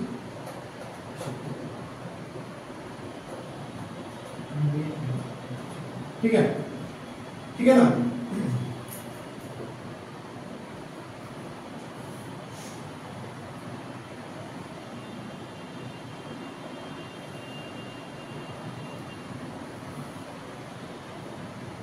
हाँ, तो हम लोग का एक ही क्वेश्चन है जो बचा हुआ है, वो यहाँ पर आप ये जो चीज है हम जो छोड़े हैं यहाँ पर, ये किस लिए छोड़े हैं पता है? ये जो कुछ जनजातियां हैं जो कि भारत के अन्य भागों से मुख्यतः मतलब भारत का जो बीच वाला क्षेत्र है यहाँ से कुछ जनजातियां आती हैं, ठीक है ना। तो नेपाली बंगाली के साथ साथ ये जो है मध्य भारत की जनजातियां हैं। बहुत लोग चूंकि देखते हैं जंगल वाला प्रदेश ऊंचा है, कोई सामान्य हम लोग नहीं रहना चाहेंगे। दो चार जनजाति लोग हैं बहुत सही होते हैं, जनजाति लोग एकदम बहुत न्यायप्रिय होते हैं, एकदम उल्टा सीधा नहीं, एकदम प्रकृति के साथ तालमेल।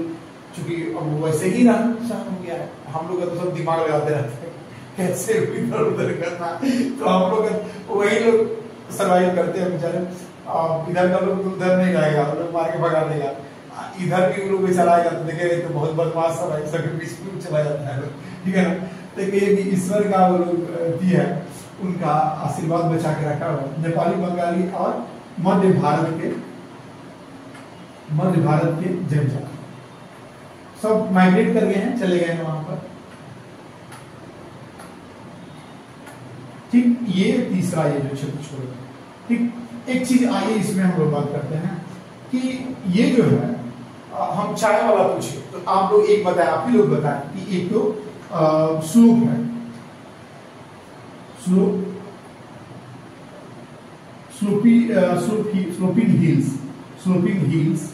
इसको हिंदी में लिख दीजिए कि ढालनुमा। इसको लिख दें, इंग्लिश में लिखने की जरूरत नहीं है, पब्लिक लीजिएगा, ये तो छोटा छोटा चीज है, नेपाली बंगाली। ठीक है, स्लोपिंग हिल्स मतलब ढालनुमा पहाड़ी। ठीक है, और क्या क्या खूबी हम लोग जो लिख रहे हैं, चाय की खेती क्यों यहाँ पर अंग्रेजों के द्वारा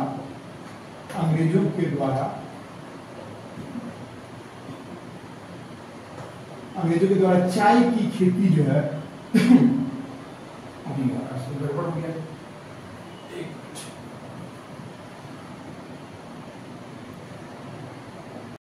अब देखिए,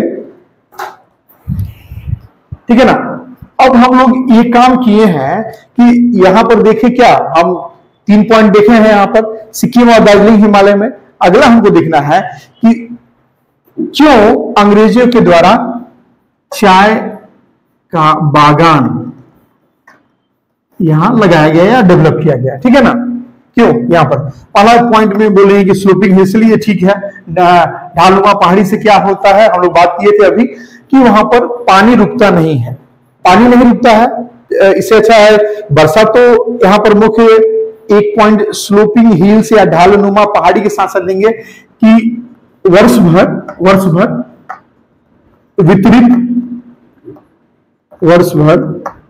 या साल भर वितरित वर्षा, distributed rainfall throughout the year, वर्ष भर वितरित वर्षा। ठीक है ना, या इसको इंग्लिश में लिख सकते हैं distributed rainfall throughout the year.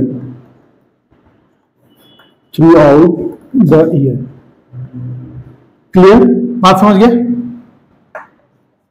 ये चीज है यहाँ पर, चूंकि यहाँ पर साइक्लोन वगैरह आते रहते हैं, और भी चूंकि यहाँ पर समीपता है ना, अब यहाँ पर बंगाली खाड़ी समीपता है। ठीक है, इस क्षेत्र की वजह से, और भी वहां पर क्षेत्रीय कारण है, थोड़ा ऊंचाई भी है, कोई भी हवा हल्का नम हवाई ऊंचाई का टकरा करके वर्षा कर देती है। ठीक है, लेकिन वर्षा रुक नहीं पाती है, ये स्लोपिंग ढालनुमा पहाड़ी। अब तीसरा फायदा बताइए आप लोग। तीसरा फायदा ये है कि चूंकि यहाँ पेड़ पौधे हैं, कुछ कुछ ये सब है, तो गिर गिर करके वहां पर सड़ते गलते रहते हैं। तो अगर कहिए तो जैविक पदार्थ की प्रचुरता, यानी अबंडेंस ऑफ ऑर्गेनिक मटेरियल्स, समझ गए, ये लिख सकते हैं जैविक पदार्थ की प्रचुरता। सड़ते गलते रहते हैं वहां पर किसमें, मिट्टी में जैविक पदार्थ की प्रचुरता, abundance of organic materials। और कुछ सोचिए तो, और क्या, और जो मिट्टी है वहां पर, इस वजह से चूंकि सड़ते गलते पत्तियां रहती हैं वहां पर, तो वो थोड़ी मोटी हो गई है, जो ठीक है ना, जो थिक लेयर ऑफ सॉइल, मतलब मिट्टी की मोटी परत,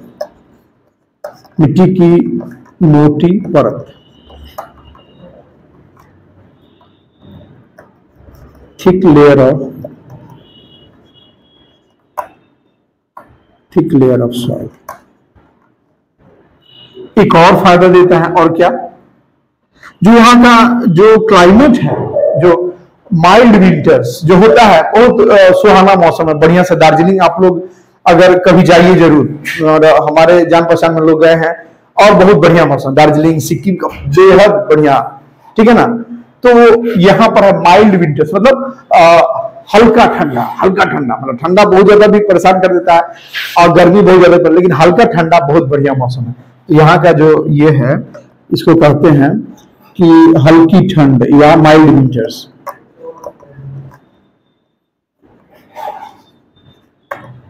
अगर जरूरत हो तो थोड़ा धूप भी होता है, इसलिए ये जो है बेस्ट, ये सारे जो पैरामीटर्स है इस मिलकर के अंग्रेजों के द्वारा चाय का बागान यहाँ डेवलप किया गया। ठीक है ना।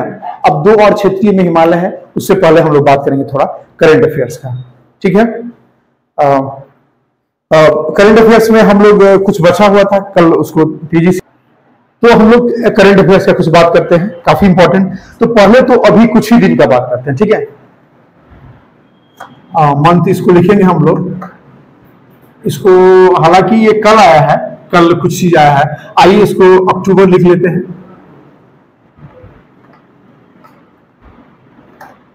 अक्टूबर 2024। ठीक है।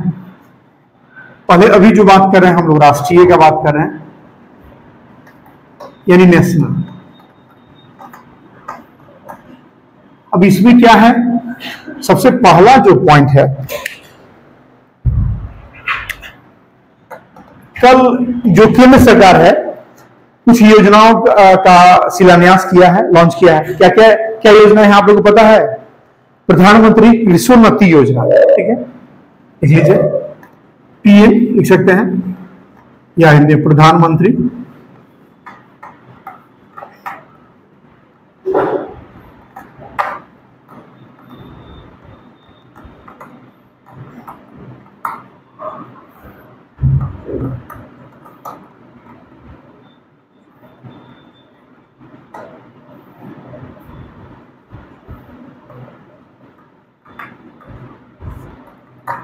इसमें क्या है, इसमें ये चीज है कि बहुत सारे जो पुराने स्कीम थे, जैसे कि आपको यहां पर हम लिख देते हैं कौन कौन सा प्लानिंग था। पाला जैसे एक पर ड्रॉप, उसको इंग्लिश में भी लिखते चलिए, कोई बात नहीं, हम समझिएगा। पर ड्रॉप मोर क्रॉप। ठीक है ना। दूसरा अगर ले लीजिए कि नेशनल ऑयल सीड मिशन, अंतरराष्ट्रीय जो दलहन है, इसमें national oil seed mission.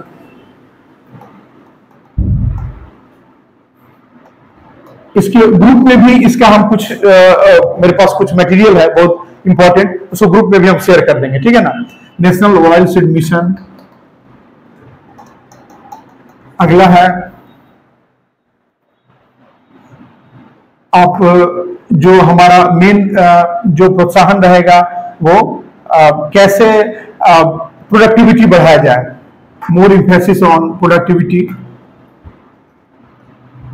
More emphasis on productivity.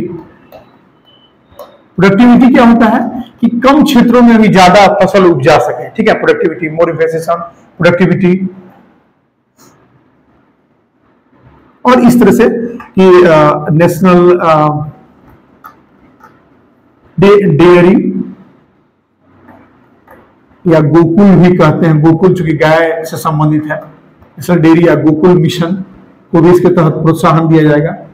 और 1,00,000 करोड़ से भी अधिक की राशि इसके लिए आवंटित की गई है। क्या? तो 1,00,000 करोड़ से भी, 1,00,000 करोड़, लगभग 1,00,000 करोड़, समझ लीजिए 1,00,000 करोड़, लगभग 1,00,000 करोड़ की राशि, यहां नीचे में लगभग लिख देते हैं, 1,00,000 करोड़ की राशि आवंटित की गई है।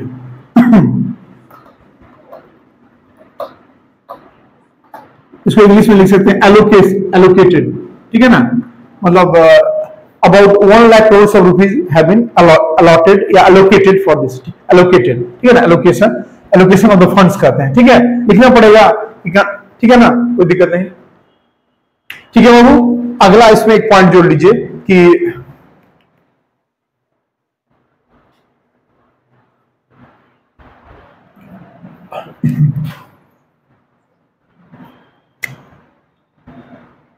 एक तो हम लोग बात किए थे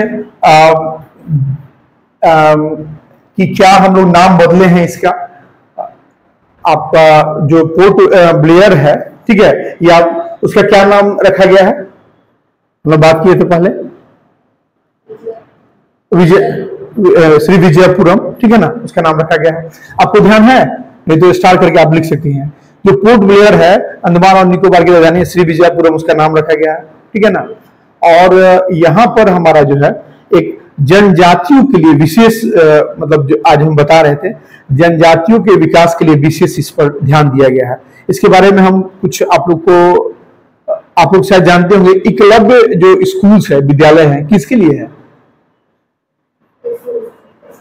एसटी से रिलेटेड है। क्योंकि याद रखिए एकलव्य कौन थे पता है ना? हाँ, तो एकलव्य एसटी समुदाय के थे। जो द्रोणाचार्य उनको शिक्षा नहीं देते तो क्या किए कि उनसे उनका मूर्ति बनाकर उनसे इच्छा था कि हम शिक्षा ले लेंगे। पहले का ये था कि गुरु का होना आवश्यक है, तो मानिए मान लीजिए चलिए मेरे गुरु हैं, देख रहे हैं, हमेशा तेज आदमी थे, वीर थे ना, तो उसी से सीख लिए। मन में मान लीजिए हमारे गुरु हमेशा मेरे साथ है, तो उनको बताए। तो द्रोणाचार्य का थोड़ा सा सोच नीचा ही, मतलब सोच क्या कहिएगा, और इसका उनको चुकाना पड़ा। किसी का भी गड़बड़ होगा सोच तो चुकाना पड़ेगा। तो वो क्या किए कि उनसे कहे कि हाँ, वो बोले कि गुरुदेव आपका हम मूर्ति बनाकर, आप तो मतलब कोई कारणवश सामाजिक बहिष्कारवश आप मना कर दिए होंगे, लेकिन हाँ आपको मूर्ति बना करके हम देखिए ये सीख लिए हैं। बहुत तेज होने बढ़ता, अर्जुन से भी तेज हो गया। अब वो गुरु का गलती कहिए उस समय, वो उनका चूंकि जो तीर धनुष चलता है इसी से चलता है, इसमें इसका बहुत बड़ा वो है कि हम तुम्हारे दाहिने हाथ का अंगूठा ही मांगते हैं, क्योंकि गुरु दक्षिणा के रूप में इतना गलत हो गया। तो बात समझ रहे हैं? तो इसलिए उनका हर जाना क्या हुआ, उनका बेटा अश्वत्थामा जो है के रूप में उनको चुकाना पड़ा। बाकी कहानी हम लोग बाद में देखेंगे, ठीक है ना। आइए हम देखते हैं कि इसमें प्रधानमंत्री की स्वर्णोन्नति योजना है, इसमें तरह तरह का ये चीज है, ये हम लोग नोट कर लेंगे, ठीक है। और एक दो दिन के अंदर क्या लॉन्च हुआ है आपको बता सकते हैं? कुछ एक दो दिन के अंदर जो आया है, एक तो ये हो गया, और उधर का युद्ध तो चल रहा है, उसमें कुछ इंपॉर्टेंट तो ऐसा नहीं है।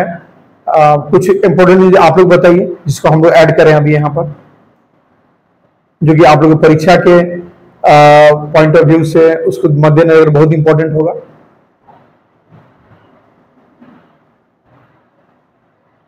हाँ, एक चीज है, देखिए इसमें बिहार में हम बात करते हैं, ठीक है ना। बिहार में, यहाँ पर बिहार में हमारा अभी कितना कृषि रोड मैप हो चुका है। बिहार राज्य जो है ये कार्य करता है तो कृषि रोड मैप के अनुसार, ठीक है ना।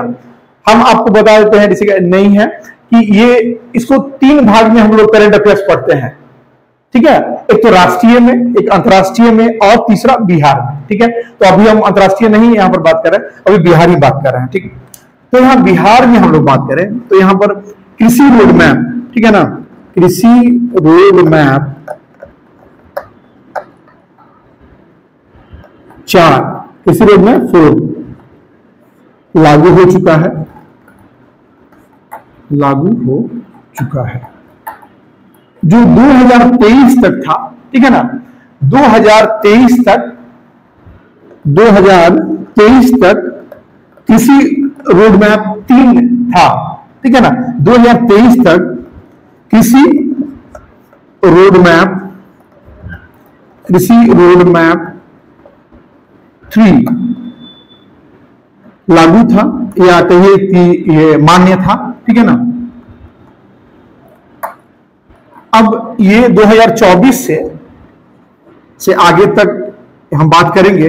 अभी फिलहाल इस साल इसको लागू कर दिया गया है, कृषि रोड मैप 4 को 2024 से लागू कर दिया गया। ये इंपॉर्टेंट होता है क्योंकि सरकार कृषि रोड मैप में, अपने बिहार सरकार तय करती है कि आने वाले समय में हम लोगों को किस किस चीज पर जरूरत ध्यान देना है, और उसकी तरफ पैसा ज्यादा से ज्यादा एलोकेट किया जाता है, उस पर वितरित किया जाता है, उस पर खर्च किया जाता है, और इस तरह से विकासात्मक कार्यों को बढ़ाया जाता है, ठीक है ना।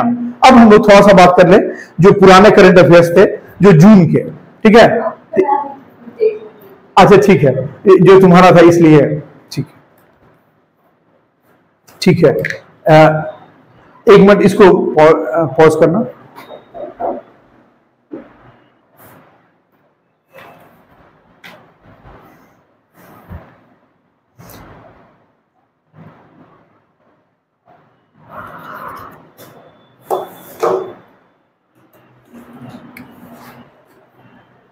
देखिए हम लोग क्या बात करते हैं कि जून 2024 का हम बात करते हैं, ठीक।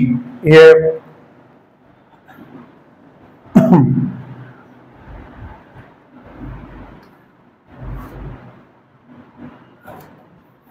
इसको हटाएंगे।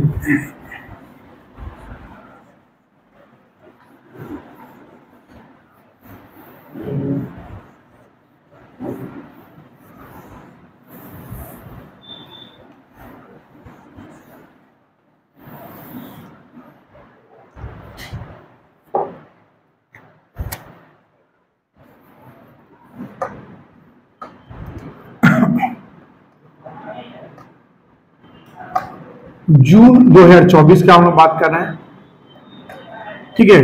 और जून 2024 में ये हम लोग राष्ट्रीय, अभी हम लोग बात कर रहे हैं जो अंतर्राष्ट्रीय स्तर पर, सबसे पहले हम लोग राष्ट्रीय का ही ले लेते हैं, ठीक है। राष्ट्रीय स्तर पर बात कर लेते हैं क्यूएस रैंकिंग 2024। क्यूएस मतलब पहला है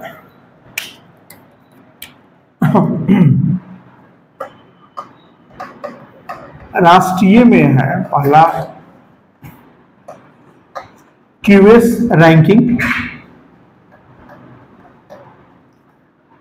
क्यूएस रैंकिंग 2024। इसको हम कहते हैं क्यूएस को क्वारेली,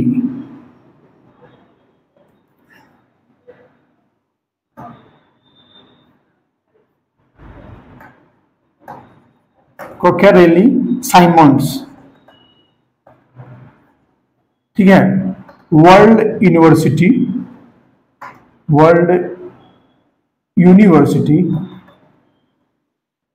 क्वारेली RE है, ठीक है।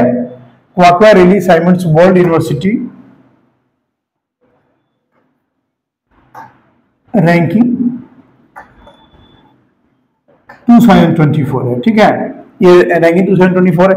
इसमें भारत के जो यूनिवर्सिटीज हैं, ठीक है ना, इसमें 1500 में आपको मात्र 46, 1500 में से 46 संस्थान आए हैं, और टॉप 200 में 2 संस्थान आए हैं, ठीक है।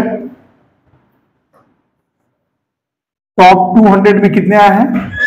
2 संस्थान, और टॉप 1500 में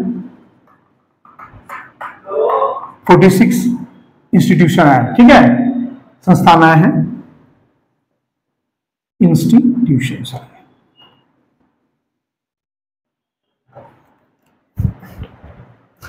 और यहां पर IIT बॉम्बे और IIT दिल्ली है अपना, ठीक है ना। IIT बॉम्बे और IIT दिल्ली है। अगला एक है नागशास्त्र A1, ठीक है। तो इसमें हम लोग मेन यहां पर देख लें हम लोग ध्यान से, क्योंकि ये रैंकिंग बदलते रहता है हर साल, अलग अलग इंस्टीट्यूट आते रहते हैं। IIT बॉम्बे, IIT मुंबई कहिए, और IIT दिल्ली,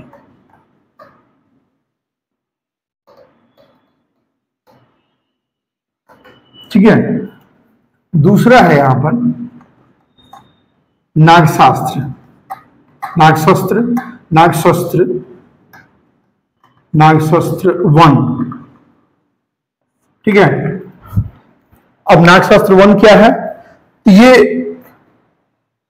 ये जो हमारा कि सेल्फ मैंने इस देश में सेल्फ अपने कंट्री में ही डेवलप्ड जो है, ये इंडियन एक्सप्लोसिव लिमिटेड द्वारा सेल्फ डेवलप्ड ड्रोन है, ठीक है ना। इंडियन एक्सप्लोसिव्स, एक इसमें लिख देंगे पहला सेल्फ डेवलप्ड ड्रोन्स। ये कंपनी कौन बना रही है? Indian explosives, Indian explosives limited, ठीक है। एक तो राष्ट्रीय हुआ, ठीक है। अगला हम लोग देख लेते हैं कि इसमें क्या चीज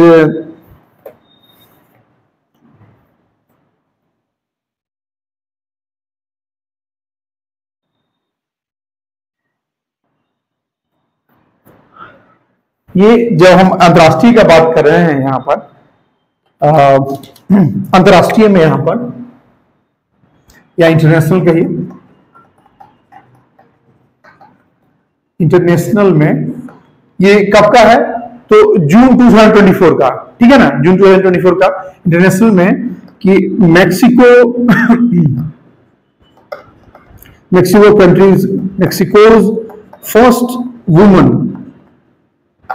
वुमन प्रेसिडेंट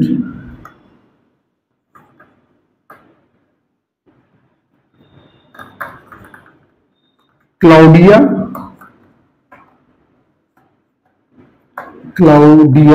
CL है, क्लाउडिया शिवानाम, क्या ठीक है।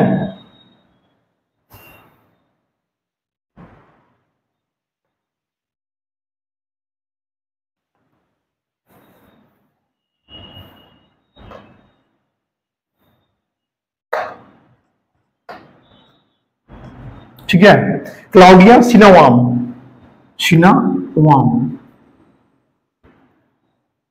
ये जो मेक्सिको,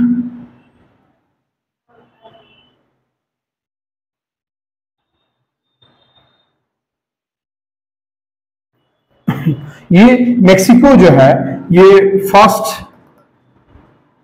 या वोटिंग राइट कब मिला है, first voting right for women कब मिला है, first voting right for women यहां 1993 में, 1990 एक मिनट जस्ट बहुत लेट से मिला यहां पर, और नहीं 90 एक्चुअली ये जो है 1993 है, काफी लेट से, ठीक है ना। तो first voting right for women कब मिला है, वो 1993 में, काफी लेट मिला है यहाँ पर, ठीक है। एक लास्ट है यहाँ पर कि यूक्रेन पीस समिट, ठीक है, यूक्रेन पीस समिट जो हुआ है, यूक्रेन पीस समिट ये कहां हुआ, यूक्रेन पीस समिट आपका जो हुआ है ये स्विट्जरलैंड में हुआ है, ठीक। इसमें भारत को भी इनवाइट किया गया था, ठीक है ना। इसमें India was also invited, India was invited. अब क्या हुआ, जो इसका डिक्लेरेशन है, कोई भी समिट होता है तो उसमें कुछ डिक्लेरेशन होता है, ठीक है ना। तो उस डिक्लेरेशन को इंडिया साइन किया कि नहीं, जानकारी है? नहीं। देखिए जो डिक्लेरेशन हुआ इसका पीस समिट का, यहां पर जो डिक्लेरेशन हुआ है, हाँ, यूक्रेन पीस समिट में क्यों नहीं किया है, आप बताइए।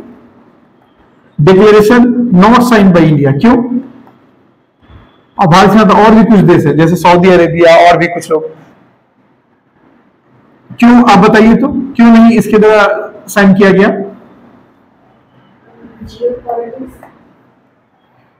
हाँ, नहीं, हाँ, ये तो एक बेसिस, लेकिन आपको बताते हैं, मतलब विशेष बात तो आपने सही दी, लेकिन मेन क्यों था, क्योंकि जो रशिया उसको ये लोग नहीं बुलाए थे। कोई भी आपको जान लीजिए इनका तर्क क्या था भारत का, चूंकि भारत को तो दोनों के बीच में बैलेंस बनाना है, यूरोप के बीच में, रूस के बीच में भी, तो बोला कि तर्क ये है कि किसी भी शांति वार्ता को आप जिसमें झगड़ा है उसको अगर पास नहीं बैठाएगा तो आप नहीं कर सकते हैं। ऐसा लगा एक को नहीं बुलाइए, दूसरे को, उससे क्या फायदा है, वो आदमी मानेगा ही नहीं तो क्या फर्क पड़ेगा। इसीलिए भारत इस पर साइन नहीं किया। कोई भी अब घोषणा अपने से कर देने से थोड़ी होगा, दोनों देश को मानना चाहिए कि हाँ ये पॉइंट है, हम इस पर बात मानेंगे, ठीक है ना। इस बात को लेकर के इंडिया इसको डिनाई कर दिया, ठीक है, बात समझ में आ गया। यूक्रेन पीस समिट हुआ था कहां, स्विट्जरलैंड में, वो ये भारत उसके डिक्लेरेशन पर साइन नहीं कर पाया। मतलब भारत के साथ 12 देश और थे, मतलब भारत के साथ सऊदी अरेबिया और भी, टोटल मिला के 12 देश थे। और लोग तो कुछ लोग कर दिए होंगे जिनको तो यूरोप के पीछे रहना, अमेरिका के पीछे रहना है, वो कर दिए, लेकिन ये सब अपना एक अलग गुट निरपेक्ष, मतलब नॉन अलाइन, किसी के साथ हम नहीं है, जो सत्य है, जो सही बात है उसी के साथ है, ठीक है। अब शायद एक दो और बस बचा है, वो समाप्त करते हैं जल्दी से।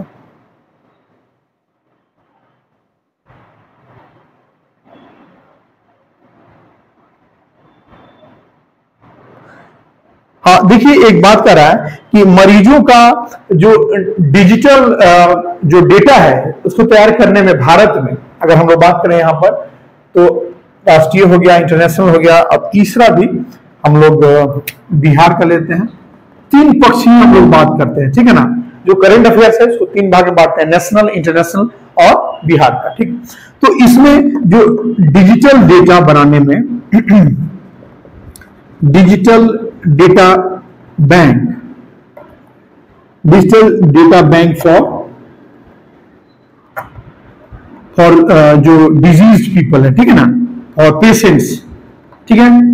फॉर पेशेंट्स के लिए क्या है, digital data bank for patients के लिए क्या है बाबू, जो रिकॉर्ड तैयार किया जा रहा है digital data bank for patients के लिए, जो बिहार का इसमें जो रैंकिंग किया गया है, बिहार 6th पोजीशन पर आया है। किस पर? तो 6th पोजीशन पर फर्स्ट रैंक किसका है, रैंकिंग किया गया है, ठीक है ना। इसमें फर्स्ट रैंक यूपी को दिया गया है, फर्स्ट रैंक दिया गया है इसमें उत्तर प्रदेश को, ठीक है, फर्स्ट किया है। और एक और है लास्ट, इसमें लास्ट क्या है कि भारत के जो हिल्स है जिस पर आपको ग्रीनरीज नहीं है, पेड़ पौधे नहीं है उतना, लगभग गया में ऐसे बहुत सारे हैं और भी कुछ जगह है जहां पर पहाड़ियों को देखिए ग्रीनरी नहीं है। वहां पर क्या कर रहा है कि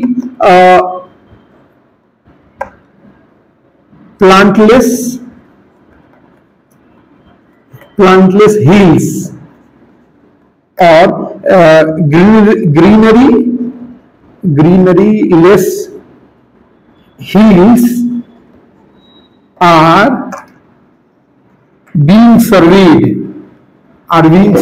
in Bihar। कहां हो रहे हैं, are being surveyed in Bihar। क्यों ये सर्वे हो रहा है, they are being surveyed in Bihar, क्यों वो सर्वे हो रहा है, क्योंकि greenery less hills are being surveyed in Bihar to install किस चीज को इंस्टॉल करने के लिए, टू इंस्टॉल जो सोलर प्लेट्स है, ठीक है ना, टू इंस्टॉल सोलर